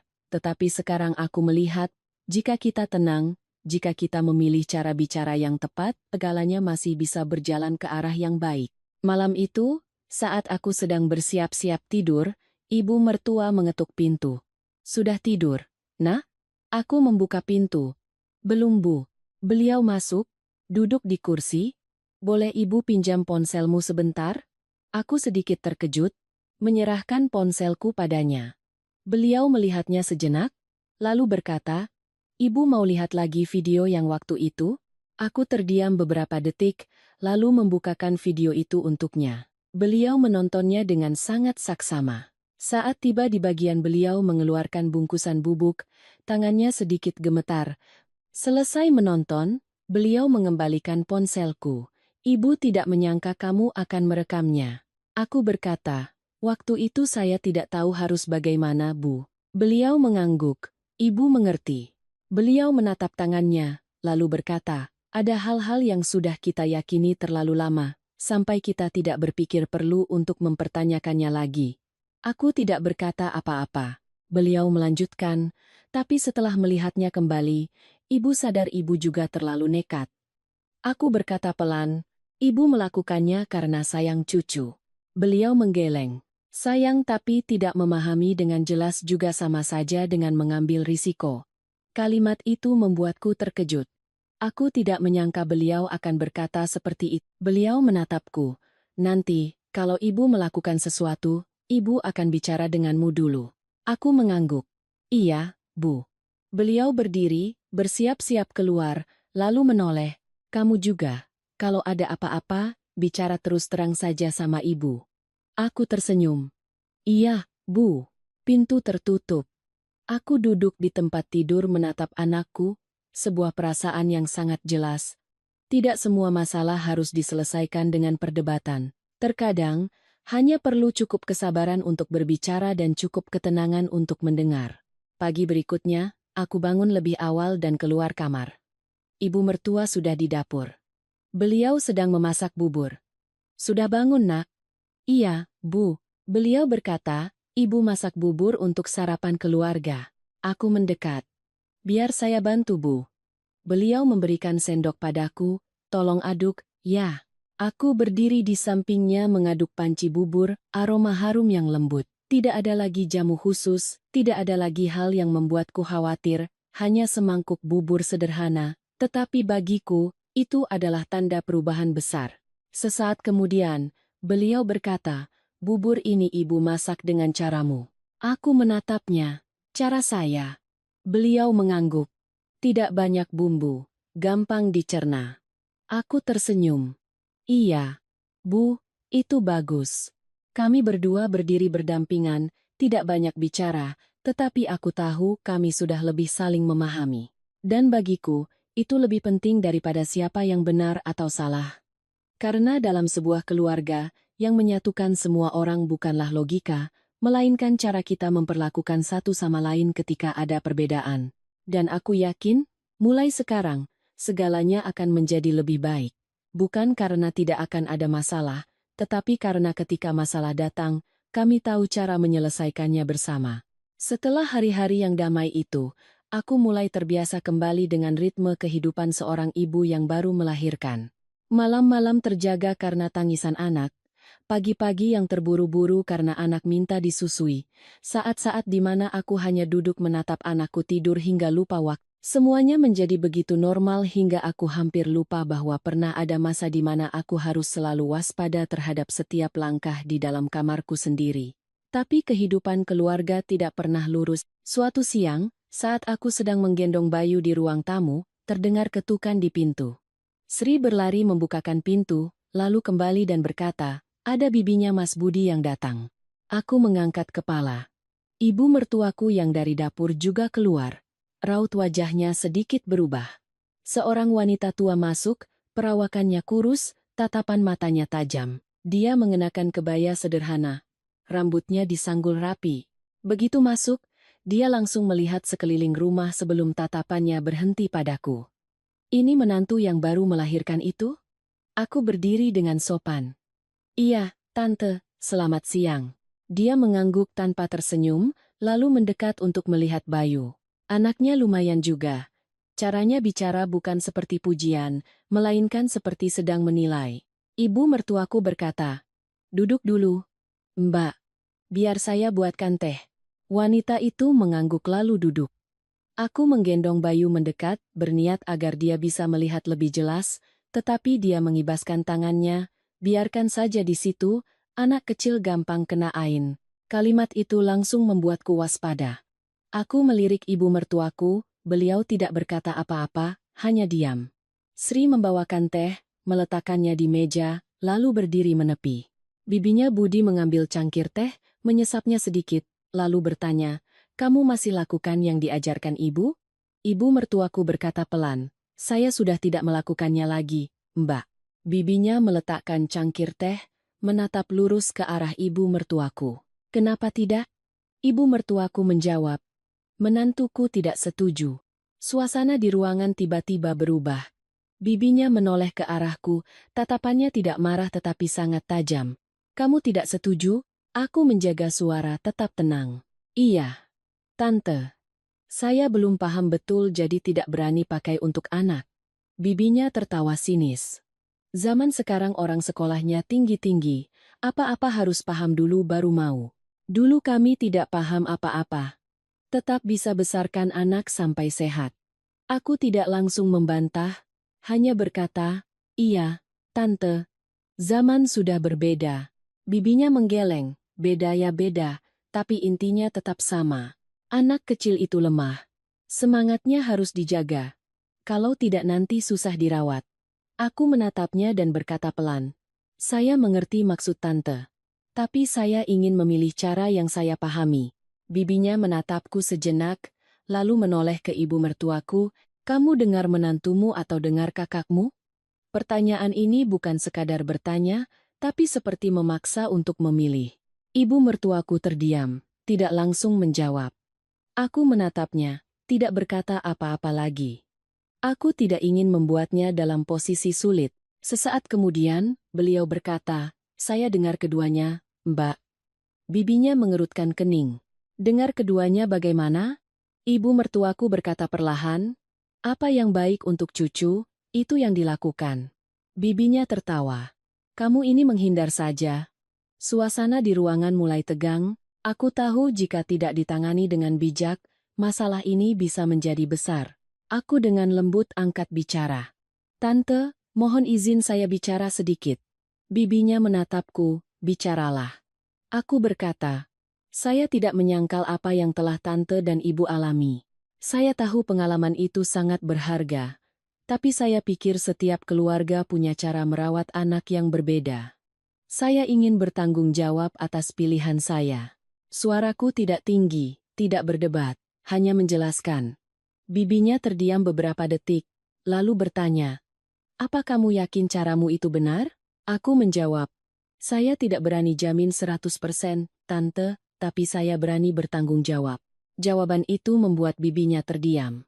Ibu mertuaku menatapku, tatapan matanya sedikit berubah, bukan terkejut, melainkan sebuah pengakuan. Bibinya menghela napas, "Ya sudahlah, masing-masing punya cara sendiri. Tapi nanti kalau ada apa-apa, jangan menyesal." Aku mengangguk, "Iya, Tante." Percakapan itu berakhir di sana, tidak ada yang menang, tetapi juga tidak ada yang dipaksa mengikuti kehendak orang lain. Setelah bibinya pulang, suasana di rumah masih sedikit tegang. Sri berbisik, "Saya jadi ikut tegang, Mbak." Aku tersenyum tipis, "Nanti juga berlalu." Ibu mertuaku duduk sendirian di meja, tidak berkata apa-apa.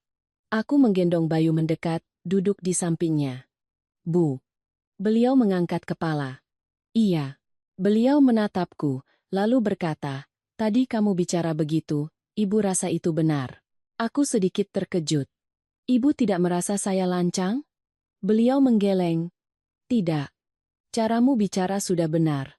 Aku merasa lega. Beliau melanjutkan, "Bibinya Budi memang begitu. Bicaranya blak-blakan. tapi tidak selamanya cocok. Aku mengangguk. Iya Bu, saya mengerti. Beliau menatap Bayu. Yang penting cucuku sehat. Aku tersenyum. Iya Bu. Malam itu, Budi pulang lebih lambat. Setelah mendengar ceritanya, dia bertanya pada ibunya, "Tante bicara begitu, ibu tidak kesal?" Ibu mertuaku tersenyum tipis, orang tua punya cara pikirnya masing-masing. Dia menatapku. "Kamu tidak takut bicara begitu?" Aku menjawab, "Takut sih, Mas. Tapi kupikir lebih baik dijelaskan." Dia mengangguk. "Mas rasa kamu benar." Kalimat itu membuatku lebih tenang. Bukan karena aku butuh dia memihakku, tetapi karena dia mengerti. Malam itu, aku berbaring di samping Bayu, mendengar napasnya yang teratur. Di kepalaku, terbayang kembali percakapan sore tadi. Jika ini terjadi dulu, mungkin aku akan diam saja. Tapi sekarang aku sadar satu hal, dalam keluarga, tidak selamanya harus mengalah. Ada saatnya kita perlu bicara terus terang, bukan untuk menang, tetapi agar semua orang mengerti apa yang kita pikirkan. Dan ketika sudah saling mengerti, segalanya akan lebih mudah. Aku meletakkan tanganku di dada anakku, merasakan kehangatan mungilnya, lalu berkata pada diri sendiri, aku tidak harus mengikuti semua yang dikatakan orang lain, yang penting aku tahu apa yang kulakukan dan melakukannya dengan penuh tanggung jawab. Itu sudah cukup. Di luar, rumah begitu sunyi, tidak ada lagi perdebatan, tidak ada lagi kewaspadaan, yang tersisa hanyalah satu hal, kedewasaan, bukan hanya untukku, tetapi untuk semua orang di keluarga ini. Setelah hari itu, segalanya terasa benar-benar mereda. Percakapan antara aku, ibu mertua, dan bibi suami terasa seperti gelombang besar yang baru saja berlalu, meninggalkan permukaan air yang lebih tenang, meskipun di bawahnya masih ada riak-riak kecil. Aku tidak terlalu memikirkannya lagi, karena bagiku saat ini yang terpenting adalah Bayu sehat, makan dan tidurnya teratur, dan tidak ada lagi hal-hal ambigu yang terjadi di sekitarnya. Hari-hari berikutnya, aku mulai kembali melakukan pekerjaan-pekerjaan kecil seperti memasak sendiri dan membersihkan sebagian rumah. Ibu mertuaku tidak melarang, tetapi sesekali masih mengingatkan, jangan terlalu lelah, kamu baru saja melahirkan. Aku tersenyum. Iya Bu, saya lakukan sedikit-sedikit biar terbiasa lagi. Beliau mengangguk. Sri pun menjadi lebih ringan pekerjaannya karena aku sudah bisa mengerjakan sebagian. Suatu sore, saat aku sedang duduk menjemur Bayu di teras depan, terdengar panggilan dari luar gerbang, "Permisi." Sri berlari membuka pintu, lalu kembali. "Mbak, ada yang mencari ibu." Ibu mertuaku keluar. Orang yang berdiri di luar gerbang adalah seorang wanita tua, penampilannya sederhana, tangannya membawa sebuah tas kain. Begitu melihat orang itu, ibu mertuaku sedikit tertegun. Aku memperhatikan dengan sangat jelas. Beliau keluar, suaranya lebih rendah dari biasanya. "Ada perlu apa, Bu?" Wanita itu berkata. "Saya mampir sebentar, sekalian membawakan sedikit barang." Dia menyodorkan tas kain itu. Aku tidak tahu isinya apa, tetapi cara mereka berdua, saling pandang membuatku merasa seperti ada sesuatu yang kukenal. Bukan kenal sebagai teman, tetapi kenal dalam suatu urusan yang bersifat pribadi. Ibu mertuaku menerima tas itu, berkata, "Terima kasih." Orang itu melihat ke dalam rumah, tatapannya menyapu aku dan Bayu, anak kecil itu. Ibu mertuaku menjawab, "Iya." Orang itu mengangguk, "Lumayan juga." Kalimatnya terdengar sangat mirip dengan yang diucapkan Bibi Budi tempo hari. Aku mulai merasa ada sesuatu yang berulang. Wanita itu tidak masuk ke dalam rumah, hanya berdiri di luar, berbicara beberapa kalimat, lalu pergi. Setelah dia pergi, ibu mertuaku membawa tas kain itu ke dalam kamarnya. Aku mengikutinya dengan pandangan, sebuah perasaan yang familiar kembali muncul. Bukan ketakutan seperti sebelumnya, tetapi sebuah kewaspadaan. Sesaat kemudian, ibu mertuaku keluar, wajahnya biasa saja seolah tidak terjadi apa-apa. Aku tidak langsung bertanya, aku menunggu. Sampai malam, saat Sri masuk ke kamar, aku berbisik, "Kamu lihat tas yang tadi siang?" Sri mengangguk. "Saya lihat ibu bawa masuk ke kamar." Aku bertanya, kamu tahu isinya apa? Sri menggeleng, saya tidak berani masuk. Aku berpikir sejenak, lalu berkata, aku akan bertanya. Sri menatapku, Mbak yakin? Aku mengangguk. Aku tidak mau mengulang kejadian yang lama. Malam itu, setelah menidurkan Bayu, aku pergi ke ruang tamu. Ibu mertuaku sedang menonton TV. Aku duduk di sampingnya. Bu. Beliau menoleh. Iya. Aku bertanya langsung. Tadi siang ada yang membawakan apa untuk ibu? Beliau menatapku tanpa menghindar. Itu kenalan lama ibu. Aku bertanya lagi. Isi tasnya apa bu? Beliau terdiam sejenak, lalu berkata, sedikit ramuan. Aku menatapnya. Ramuan apa? Beliau menghela napas. Sama seperti yang dulu. Jawaban itu membuat jantungku berhenti sejenak, tetapi kali ini aku tidak panik. Aku menjaga suara tetap tenang. Apa ibu mau memakainya lagi? Beliau menggeleng. Tidak. Aku menatapnya, menunggu penjelasan lebih lanjut.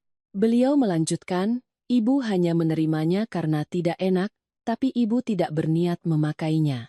Aku bertanya, ibu yakin? Beliau menatap lurus ke arahku. Ibu sudah bilang padamu, ibu tidak akan melakukannya lagi. Aku mengangguk, tetapi aku masih bertanya, lalu untuk apa disimpan, Bu? Beliau terdiam. Sesaat kemudian, beliau berkata, ibu juga tidak tahu. Jawaban itu sangat jujur, bukan menghindar, tetapi sebuah kebingungan. Aku berkata pelan, kalau ibu tidak akan memakainya, bagaimana kalau kita buang saja? Beliau tidak langsung menjawab. Aku tidak mendesaknya, hanya duduk di sana. Sesaat kemudian, beliau berdiri. Tunggu sebentar. Beliau masuk ke kamarnya. Aku duduk diam, mendengar suara lemari dibuka, suara langkah kaki, lalu beliau kembali dengan tas kain di tangannya. Beliau meletakkannya di meja. Membukanya.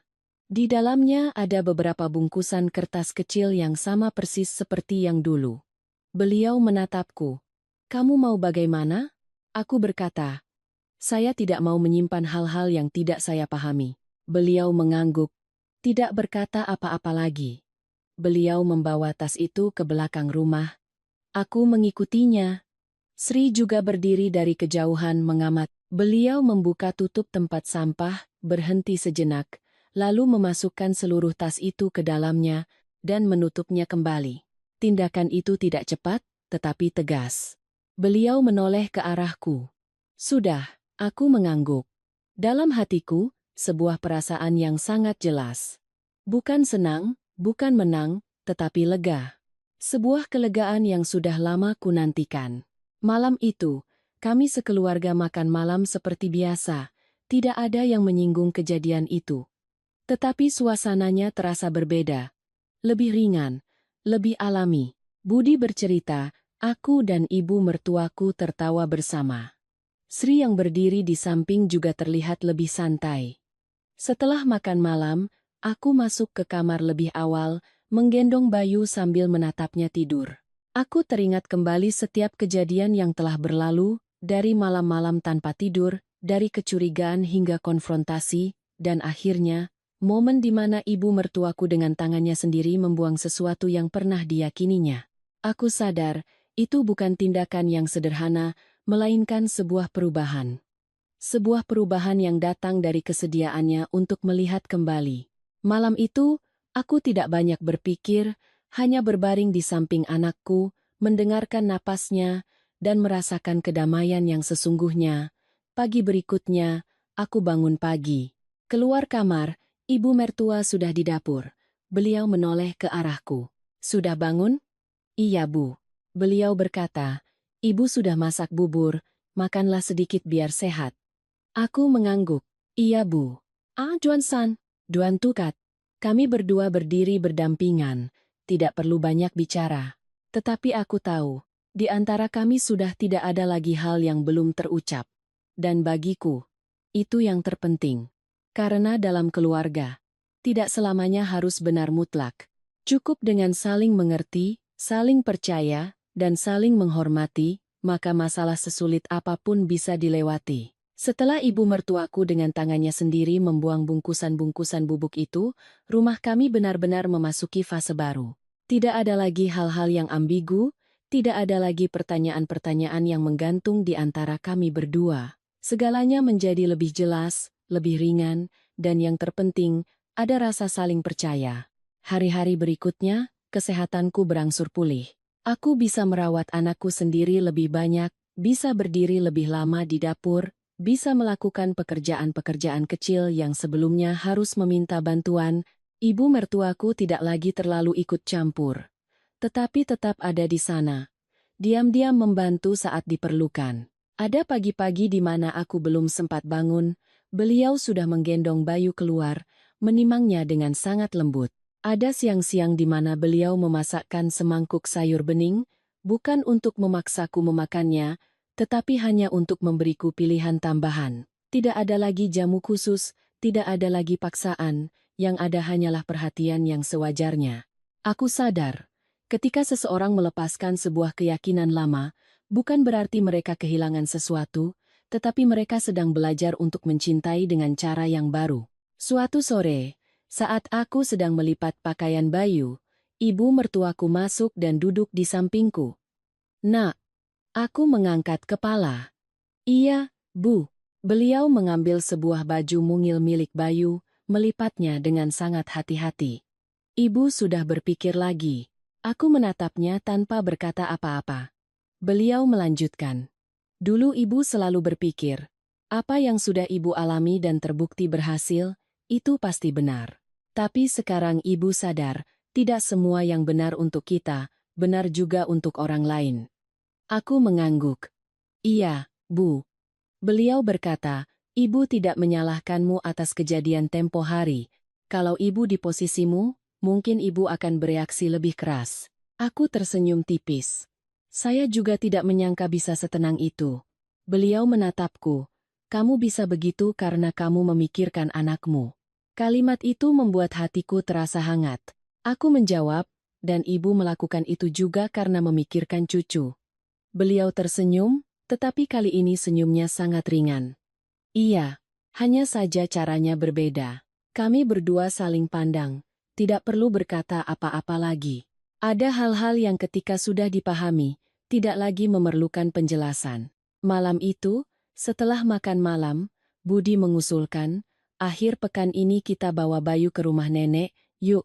Aku melirik ibu mertuaku, bertanya, bagaimana menurut ibu? Beliau mengangguk, iya. Kamu sudah lama tidak pulang. Pulanglah biar lebih santai. Budi tertawa. Ibu tidak akan kangen cucu? Beliau berkata, kangen ya kangen, tapi cucu juga butuh nenek dari pihak ibunya. Kalimat itu sangat sederhana, tetapi menunjukkan perubahan yang besar. Dulu, beliau selalu ingin menjaga cucunya di sisinya, tetapi sekarang beliau mengerti bahwa kasih sayang bukan tentang memiliki, tetapi tentang berbagi. Akhir pekan itu, kami pulang ke rumah orang tuaku. Ibuku sangat gembira melihat Bayu, menggendongnya terus-menerus. Beliau menanyakan berbagai hal, dari makan, tidur, hingga cara merawat anak. Aku menceritakan semuanya, tetapi tidak menekankan pada konfliknya, melainkan pada bagaimana kami akhirnya bisa saling memahami. Ibuku mendengarkan, lalu mengangguk. Setiap keluarga pasti ada masanya begitu. Yang penting tahu kapan harus berhenti. Aku tersenyum. Iya, Bu. Hari-hari di rumah orang tuaku berlalu dengan ringan. Aku mendapat lebih banyak waktu untuk beristirahat. Ada lebih banyak orang yang membantu, dan yang terpenting, aku mendapat sudut pandang dari luar. Ketika kembali ke rumah, aku merasa segalanya terasa familiar, tetapi juga lebih segar. Ibu mertuaku menyambut kami di depan pintu, langsung menggendong Bayu begitu aku turun dari mobil. Pergi beberapa hari saja sudah kangen. Aku tersenyum. Cucu juga kangen nenek. Ibu mertuaku menggendong Bayu sambil mengajaknya bicara dengan penuh kasih sayang. Aku berdiri melihatnya, hatiku terasa damai. Tidak ada lagi kecurigaan, tidak ada lagi jarak, yang ada hanyalah sebuah hubungan yang telah diperbaiki, yang telah saling memahami. Suatu malam, saat aku sedang menidurkan Bayu, ibu mertuaku berdiri di ambang pintu. Sudah tidur, Nak? Belum, Bu. Beliau masuk, duduk di sampingku. Ibu minta maaf. Aku sedikit terkejut. Minta maaf kenapa, Bu? Beliau berkata perlahan. Ibu minta maaf karena sudah membuatmu khawatir. Aku menggeleng. Ibu tidak perlu minta maaf, kita kan sudah bicara baik-baik. Beliau menatapku, tapi ibu tetap ingin mengatakannya. Aku tersenyum. Iya, Bu. Saya terima. Beliau mengangguk, lalu berdiri. Tidurlah, ibu keluar dulu. Aku melihatnya pergi, hatiku terasa sangat lega. Bukan karena permintaan maafnya, tetapi karena aku tahu beliau telah benar-benar mengerti. Waktu berlalu, Bayu tumbuh semakin besar. Dari bayi yang hanya bisa menangis dan tidur, dia mulai tersenyum, mulai mengenali orang, mulai memberikan reaksi-reaksi kecil yang menggemaskan. Setiap kali Bayu tersenyum, seisi rumah ikut bahagia. Ibu mertuaku sering berkata, asal lihat dia tertawa saja sudah cukup. Aku melihatnya, melihat kedamaian di matanya. Tidak ada lagi kekhawatiran yang berlebihan, tidak ada lagi keyakinan yang harus dipertahankan dengan segala cara, yang tersisa hanyalah cinta yang tulus.